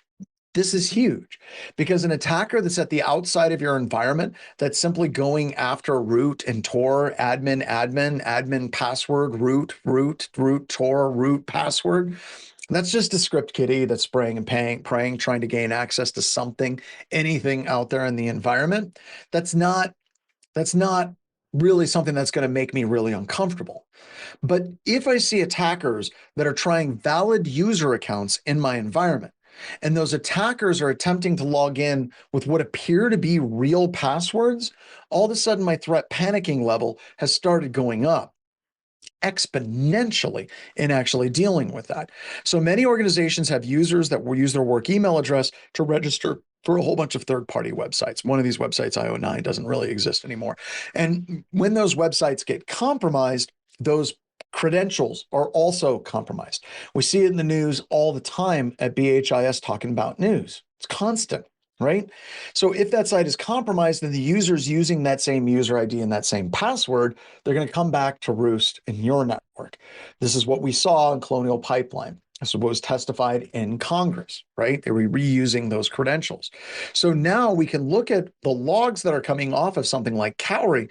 We can look at what are the user IDs and passwords that are coming off of it. And if we see attempts for valid user IDs like, Bryce, Strands, Mick, Mike, Ethan, Lawrence, Paul, Larry, and those alerts, we can validate that they are in fact valid user IDs.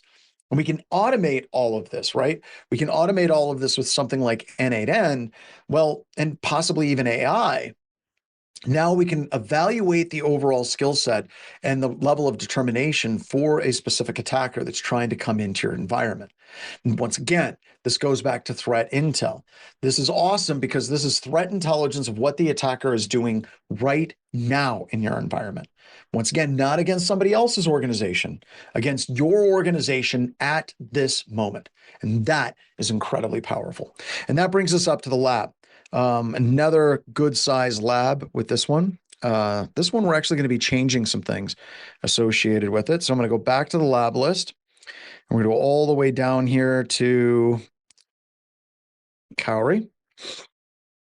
All right, on this lab, once again, we're going to be on our Kali instance, right?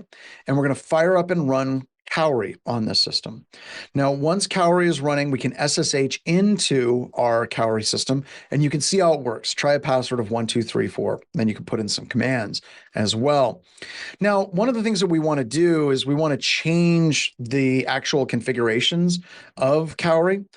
So we've got this weird Docker container ID, but we're going to go in and we're going to modify some of the fields associated with Cowrie as well. The path is horrid, right? It's a long, unique number for the Cowrie system.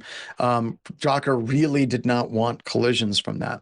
So we can run this command and we can edit what is the name of the server, because this is an identifier that is easily identified to identify this as a Cowrie honeypot server. So by changing that into something else, we have more power to make it look like something else to entice the attacker to stay even longer. Then I'm going to have you change the banner associated with it. We can change the message of the day. I just changed it to like the greatest poem ever written, nay, the second greatest poem ever written. So I just changed that. You don't have to type all of that in. Please don't do that. And then we'll restart Cowrie on the system, and then you'll connect and you'll see that the banner and everything has changed. All right. So with that, let's go ahead and let's get running. Very, very easy to get started on this one. We just need to go through, become root, and you fire up Cowrie and Docker. Docker containers are good. Docker containers are fun. And that's it. All right. If you all need any assistance, please let us know. Now we're going to let's go ahead and let's set 40 minutes for this lab, because I'm actually having you change some of the values associated with Cowrie on this as well. So this lab, Jelly Beanster, got it out. And let's set 40 minutes. We'll come back. I'll do the walkthrough. And this is really great because it sets us up for the next section where we talk about changing fingerprints and a number of different honeypots. And this also is great because it sets the stage for the AI honeypots as well. All right, let's get rolling.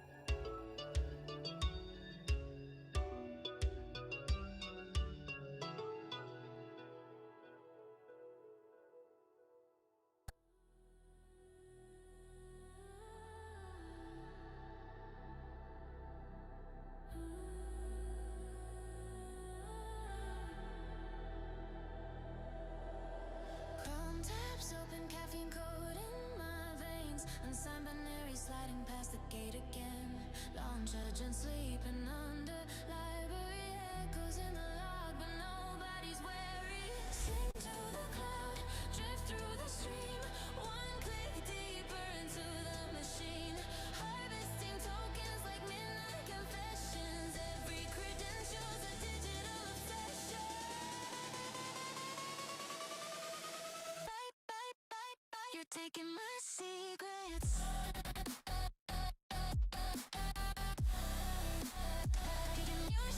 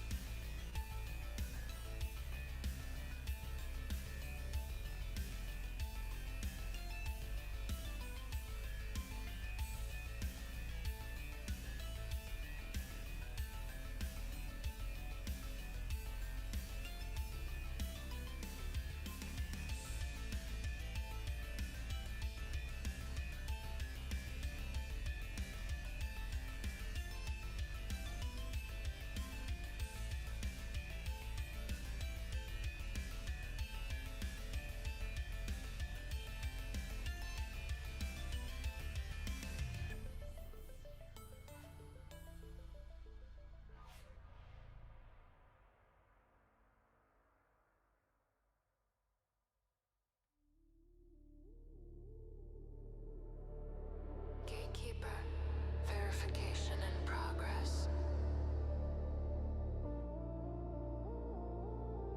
Unsigned binary detected.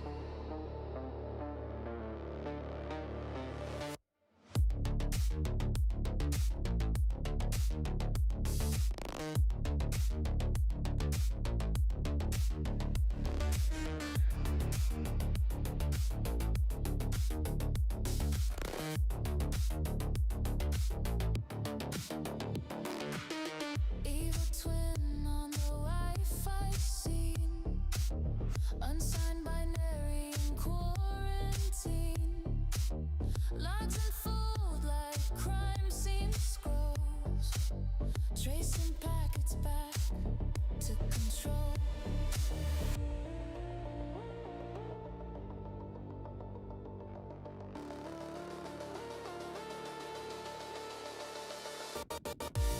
We're dancing under the kernel tonight, where root meets light and the bites ignite.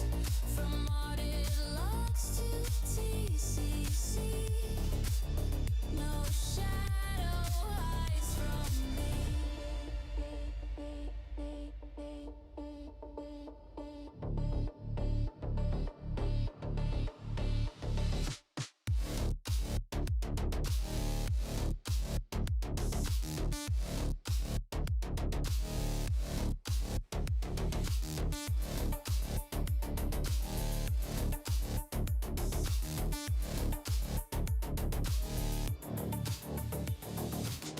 Launch agent with a twisted grin. Persistence hides where the P-list spins. Spotlight glows, metadata speaks. Secrets leave in the system leaks.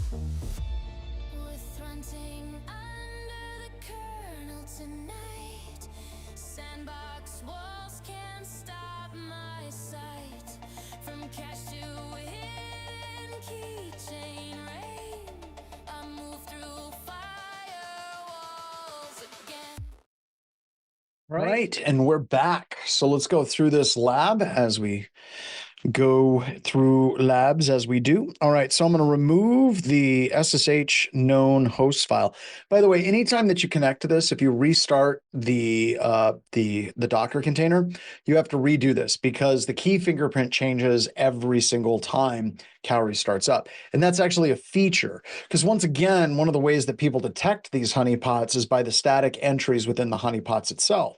So if the SSH key fingerprint stays static, then that's an easy dead giveaway that somebody is running a honeypot. So it dynamically changes that on the fly. So we're going to connect to port 2222. We accept the key fingerprint. We put in the password of 1234 and we're in.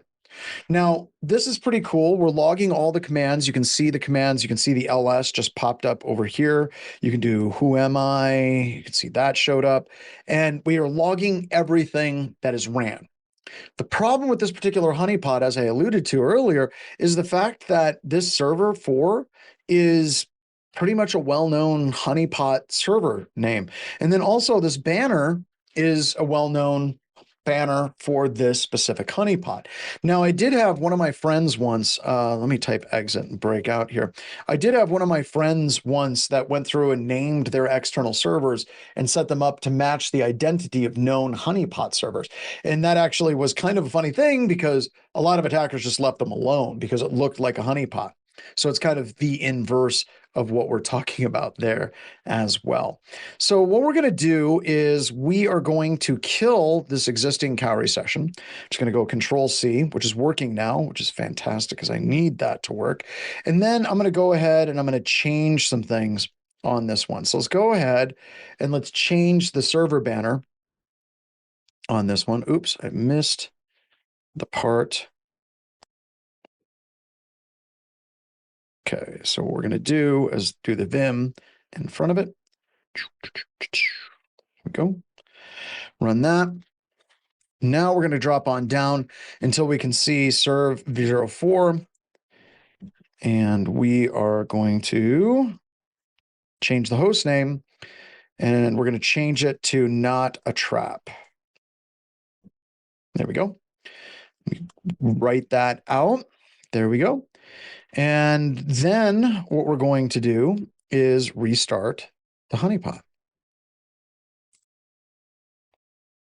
There we go. Takes a couple of seconds for it to fire it up. We need to clear out that known hosts file again, and then we're going to connect. Put in the password of 1234.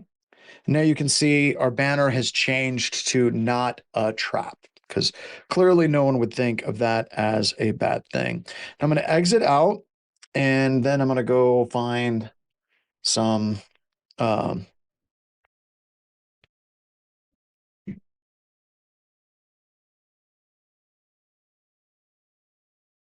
and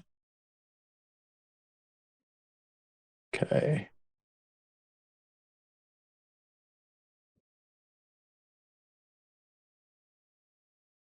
Sorry, I'm going to get some stuff here. Just a couple examples.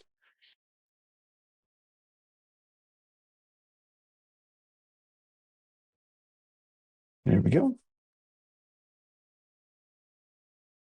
All right. So now what we're going to do is we're going to change that banner, right? So we're going to change that message of the day. So we have to kill our honeypot again. And now we're going to change the message of the day, changing that out. There we go. And I'm just going to go standard delete, blow that all away. And we're going to find some of the worst poetry in the world ever, I guess. I'll go ahead and put that in. And, oh, wait, I did it again. I can't do copy and paste inside of this for whatever reason. Escape, Q, do that. Let's change this to nano. There we go.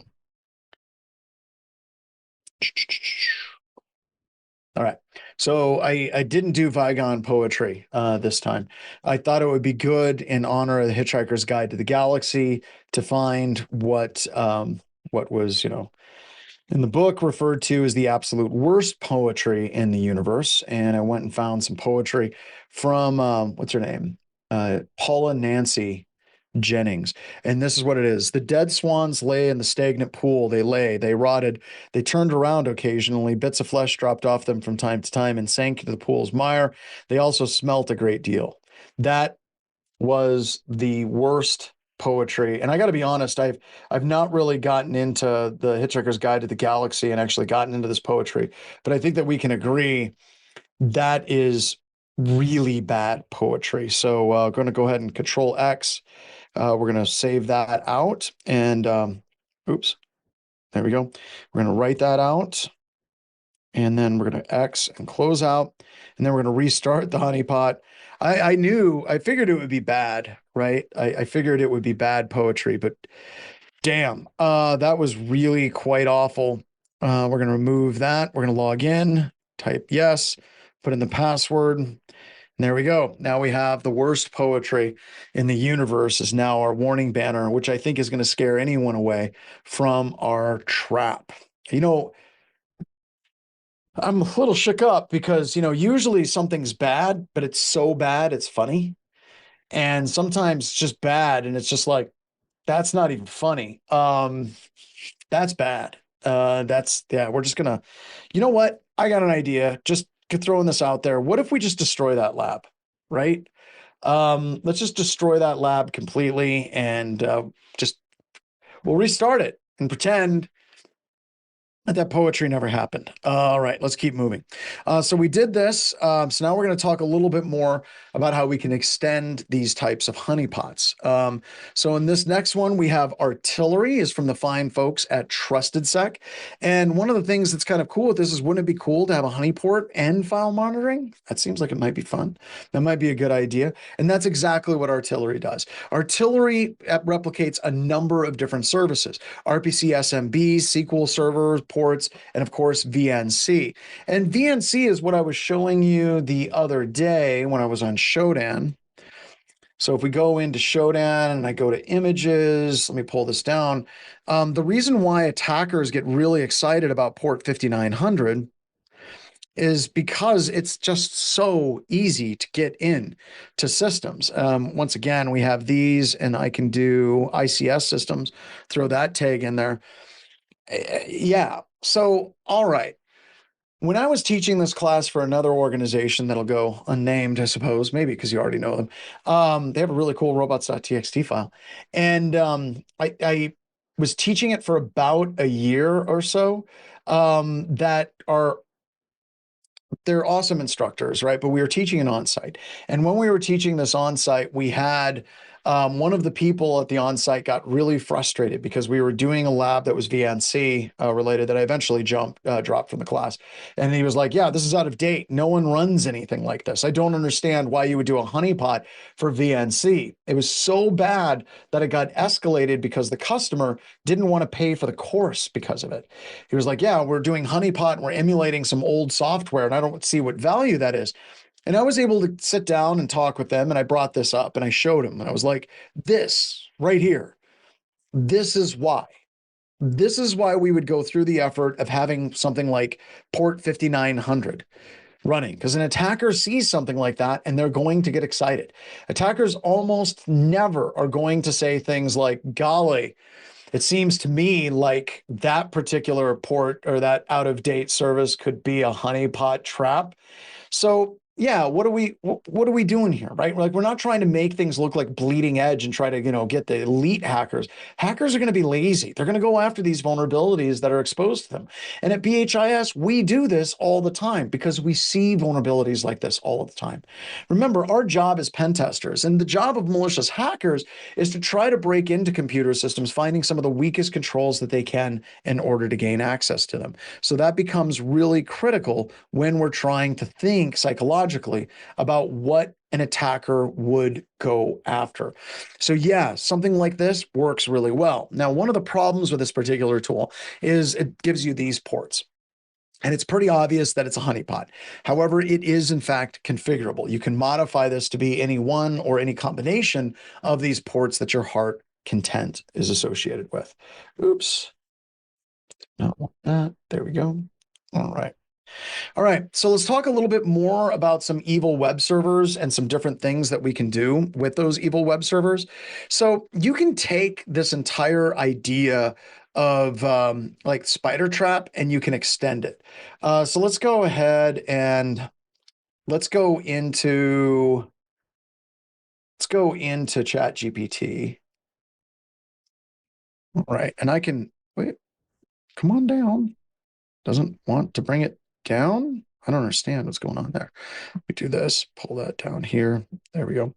So we can go into like ChatGPT and we can say, create a simple PHP web honeypot that spins and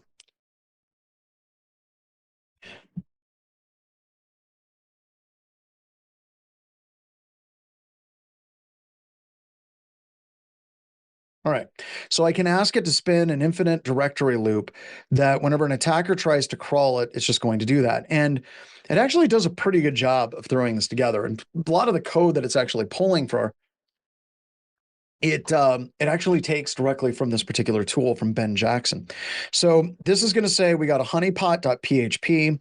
We're going to put in it's going to give us instructions on how to use Nginx or how to do instructions with an Apache server. You can see at the bottom where you would actually install this, but it's going to generate this code for us, right?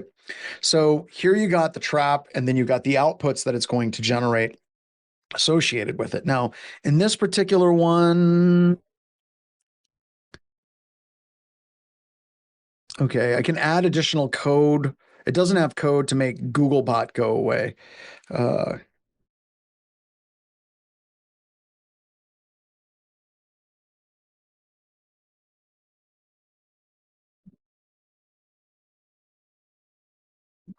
Using that.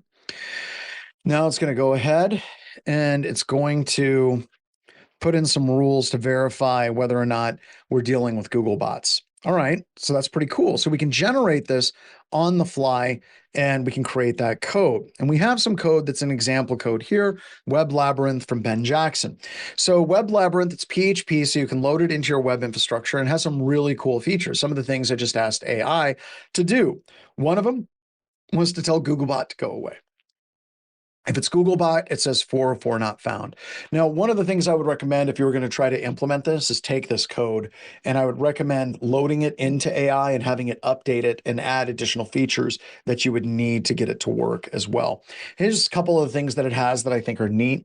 One of them, it spins the wheel of errors and it generates a random number between 0 and 100. So imagine a massive 100-sided dice. You roll that 100-sided dice, and if it lands on 16, it says 404 not found. If it lands on 23, it's forbidden. If it lands on 42, just to play with the attackers, it says payments were required. Just a nice way of kind of giving a little bit of randomness whenever somebody is trying to come at your website as well. Some other things you can do is you can load in a text file of your own choosing into it. So by default, it comes with Alice in Wonderland, the entire text. And what it does, it randomizes different words in that specific text to choose to make that the next infinitely recursive directory on it. So it's dynamically taking this from the text as well. Now, one of the things that you could do is you could totally take this and set it up so it is not using Alice in Wonderland. You could go something like, I don't know, let's go OWASP, XSS, cheat sheet. You can literally take the cross-site scripting cheat sheet and you could throw the entire cross-site scripting cheat sheet in there instead. That would get your IDS system to start triggering alerts and get your SOC analysts off their patoots and get them work out well. All right, so annoyance. Talk about application-specific honeypots. We already did this a little bit with cowrie, right? But there are honeypots that mimic specific applications. You can think SCADA environments. The goal is to blend in, and you can set it up like SCADA environments. This is one of those areas that I think is so incredibly powerful in SCADA environments. People are always talking about, well, what are we going to do? How are we going to protect it? We can't scan it. We can't patch it. We can't update it. Create fake freaking SCADA networks. So if an attacker gets on your network and they start moving around, you got a bunch of honeypots there. It allows you, once again, to establish those tripwires to generate the alerts into your SIM or your N8N instance or whatever you're using for orchestration, and it allows you to detect those attacks before they actually hit you. And that brings us into the lab. So we have the Web Honeypot Lab, which is the last lab of the day. So many labs, you all, so many labs. So we're going to be doing the Web Honeypot Lab right here. And this is a really basic lab. It's just a simple honeypot that mimics an Outlook web access honeypot. We're going to come back to this in just a little bit, because tomorrow we're going to take this lab and we're going to extend it to where we can have a web hook that throws an alert back up to canary tokens, specifically with the cascading style sheets that we're going to inject inside of this particular honeypot. And we're going to talk about how we can take this honeypot, and if somebody clones this honeypot, we'll be able to detect their cloned like water cooler attack server that they're using for phishing against your environment. And that's what we're going to do tomorrow. But today, we're just going to do the basic web honeypot. So this lab is going to take us about 20 minutes. We're going to move into Ask Me Anything, and then we're going to close out the day. And then I'm going to get on with my anniversary. I think I calmed down a little bit, right? I admit I probably was coming in a bit hot. Like I said, I'm super excited. It's been a great day. It's been a great 26 years. So with that, let's get to the lab, and then we will start back up in 20 minutes.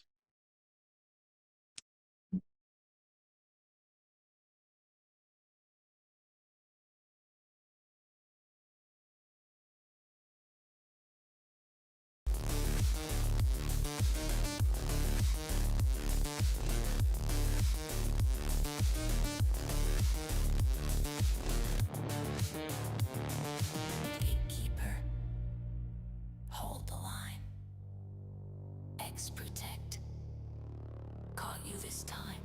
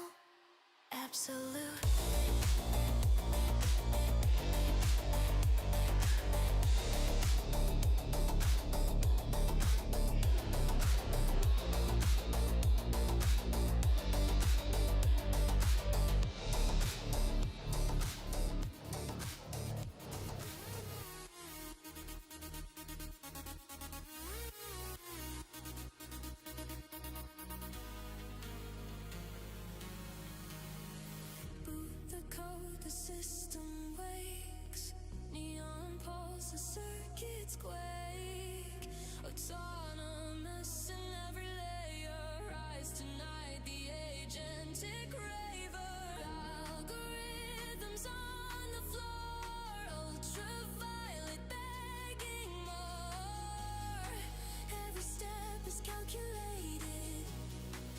Every heartbeat automated.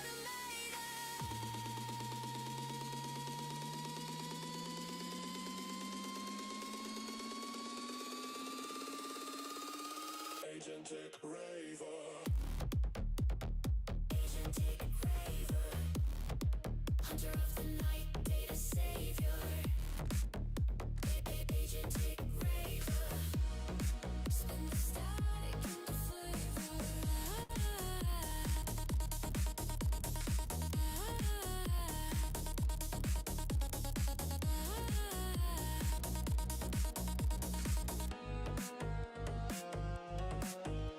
Self-directed sparks collide. Agentic flow electrify.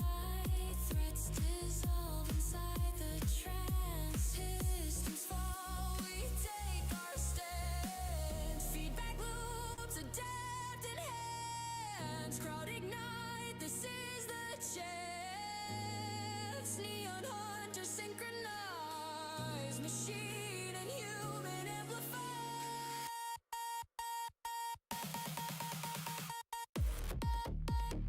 Agentic raver. Hunter of the night, data savior. Agentic raver. We on the floor, no imitator.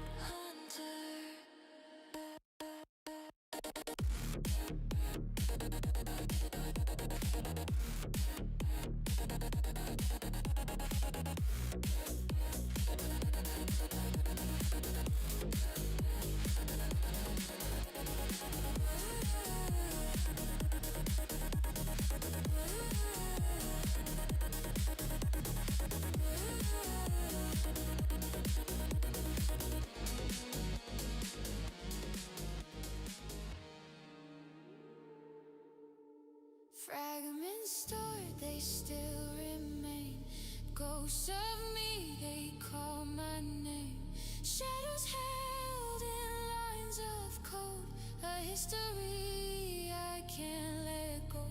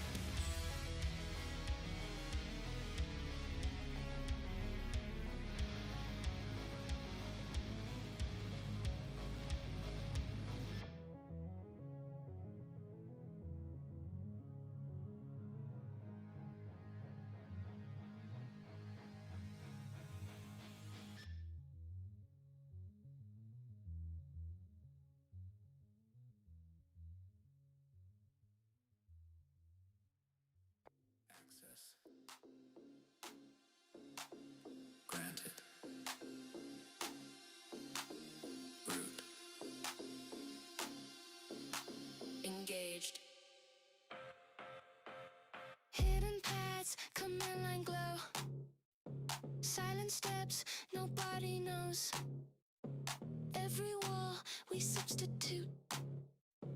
Power lives inside the root.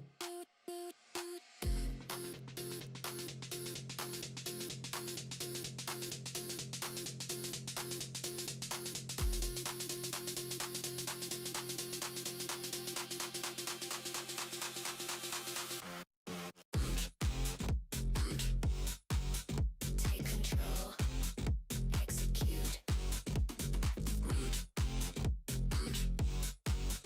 Nothing left to reboot.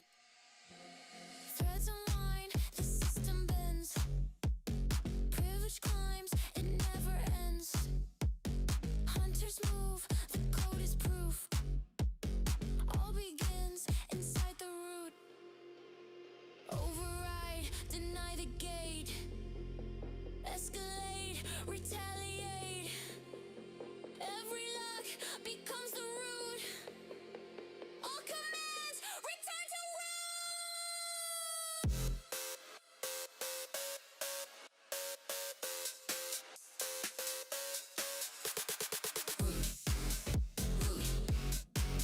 Take control. Execute. Root.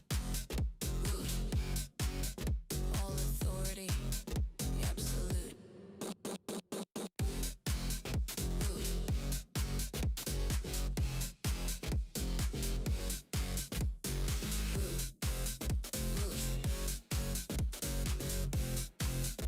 Always root.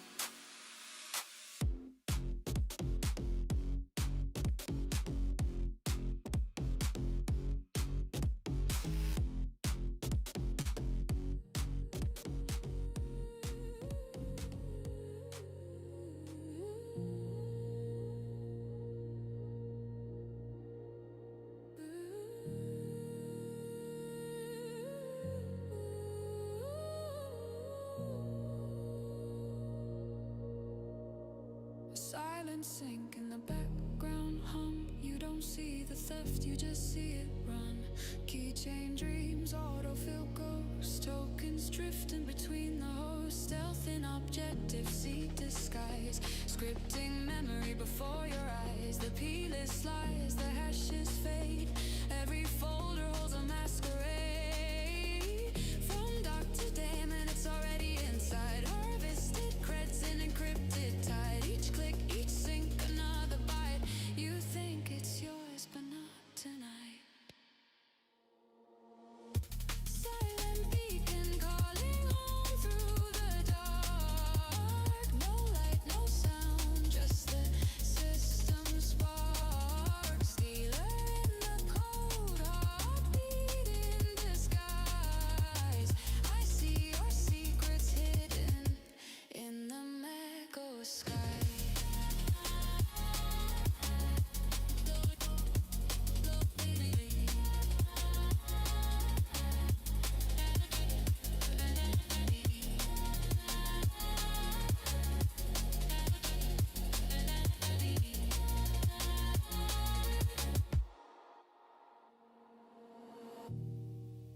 Unsigned binary, silver key ring. C2 waits for the data it brings. Firewall whispers, kernel sleeps. Even the logs are counting sheep. iCloud sync complete. User credentials cached.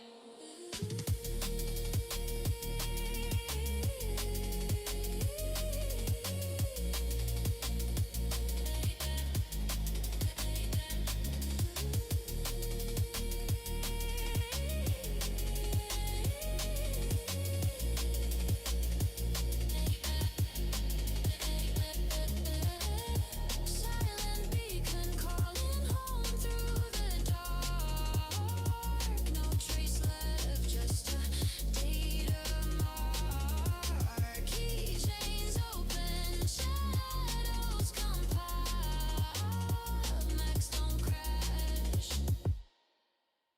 just reconcile. Look out, but not really.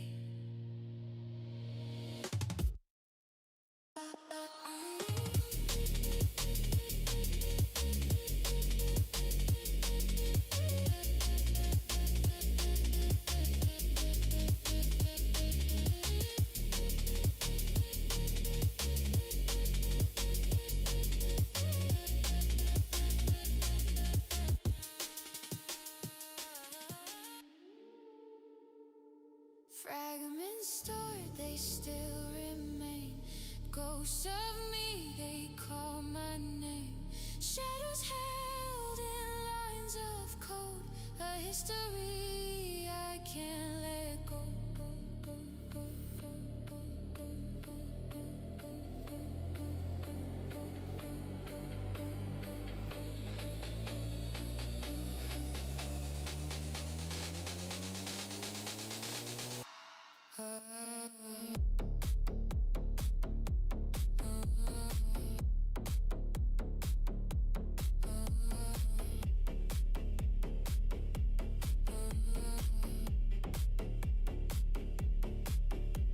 Old versions loop, I can't escape. Memories I can't erase. Truth is gone, it slips away. Still I live in yesterday. Catch me out. Okay, we are back and we are ready for Ask Me Anything, everyone. So it's a very special Ask Me Anything. So let the questions rip. I like the Max Headroom quotes. That's good. That's good. Kevin is typing, going at it. Once again, everybody, the shirt you're going to get when you did our tiers, this awesome Callisti shirt. Really excited about this one. Where did I meet my wife? We met at the University of Wyoming. She was suspect number 1 and I was suspect number 2. We ended up as a couple. We were friends. We were on the same dorm floor. Tale as old as time. Where this tale gets a little bit different is we were both arrested. So I was in her dorm room with a friend of mine and we were smoking pot. And I was leaning out the window with the hairdryer trying to blow the pot smoke in another room. So if the police showed up, they would go into that room. Not exactly the most well thought out plan, but I was stoned in my defense. And the police were down arresting someone else. And we were on 3rd floor. The police came up and they arrested us. Well, we weren't arrested and thrown in jail. It was college in Wyoming. We were cited and she was suspect number 1. I was suspect number 2. And that's how she introduced me to her parents. Now, you should ask me, how did I meet her father? Because that's a fun story as well. How did you meet Erica's father? I met him in the middle of the night in their guest bedroom, and he had a rifle and was standing at the foot of the bed. And I was in the room with the gun cabinet, so I seriously thought that he was just there putting his gun away. And if you think of Grizzly Adams, like with a lot of denim, that's Cal. And he's a cool dude. He's fine. But he was there and he was loading or unloading a firearm at the time. And I woke up in the middle of the night and I said, "You must be Cal." He said, "Yep." I shook his hand and I turned around and went back to sleep. I did also probably want to point out to everybody that I was wearing a black trench coat. This is pre-Matrix for the record. This was actually pre-Columbine. Wyoming's freaking cold. It's really cold in Laramie, Wyoming. So I had a black trench coat and I had long hair and I drove a black Firebird whenever I first met her family. I didn't much care for that car. Neither did she. I mean, how could she resist? How could she resist? Yes.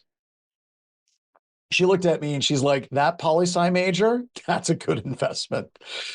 I'm forever grateful, Megan, that my wife lowered her standards for me. It's great that it actually worked out that way. So, all right. And that's how I met Jones. All right. What other questions do we have?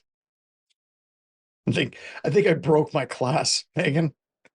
Well, you know what? Not all instructors will be so open and honest. Yeah. I absolutely find it refreshing And I think other people do as well.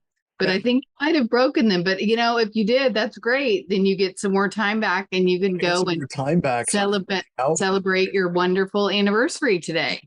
Yeah, I can't even remember what we did last year for our 25th. I'm sure we worked Yeah, I'm sure you were probably overseas. I bet.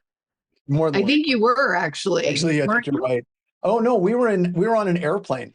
I was either flying to or from Munich. Yeah. Because I remember taking a selfie and sending it to people.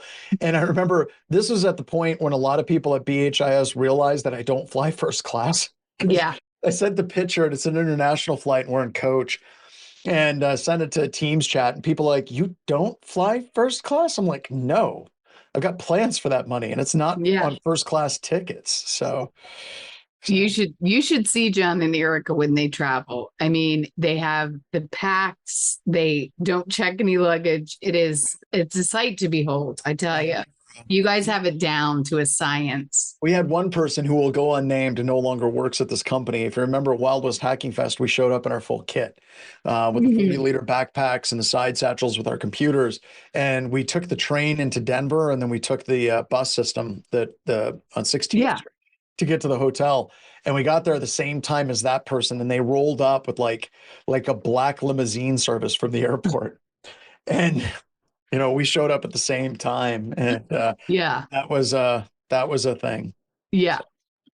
Crazy. People are trying to kick me off my own class, Megan. Yes, I think that they are. And I think I can go ahead and I can make the decision for them. So go away, John. Go have fun on your mountain bikes. All right. And tell Erica we all wish her well. You bet. Bye. Bye.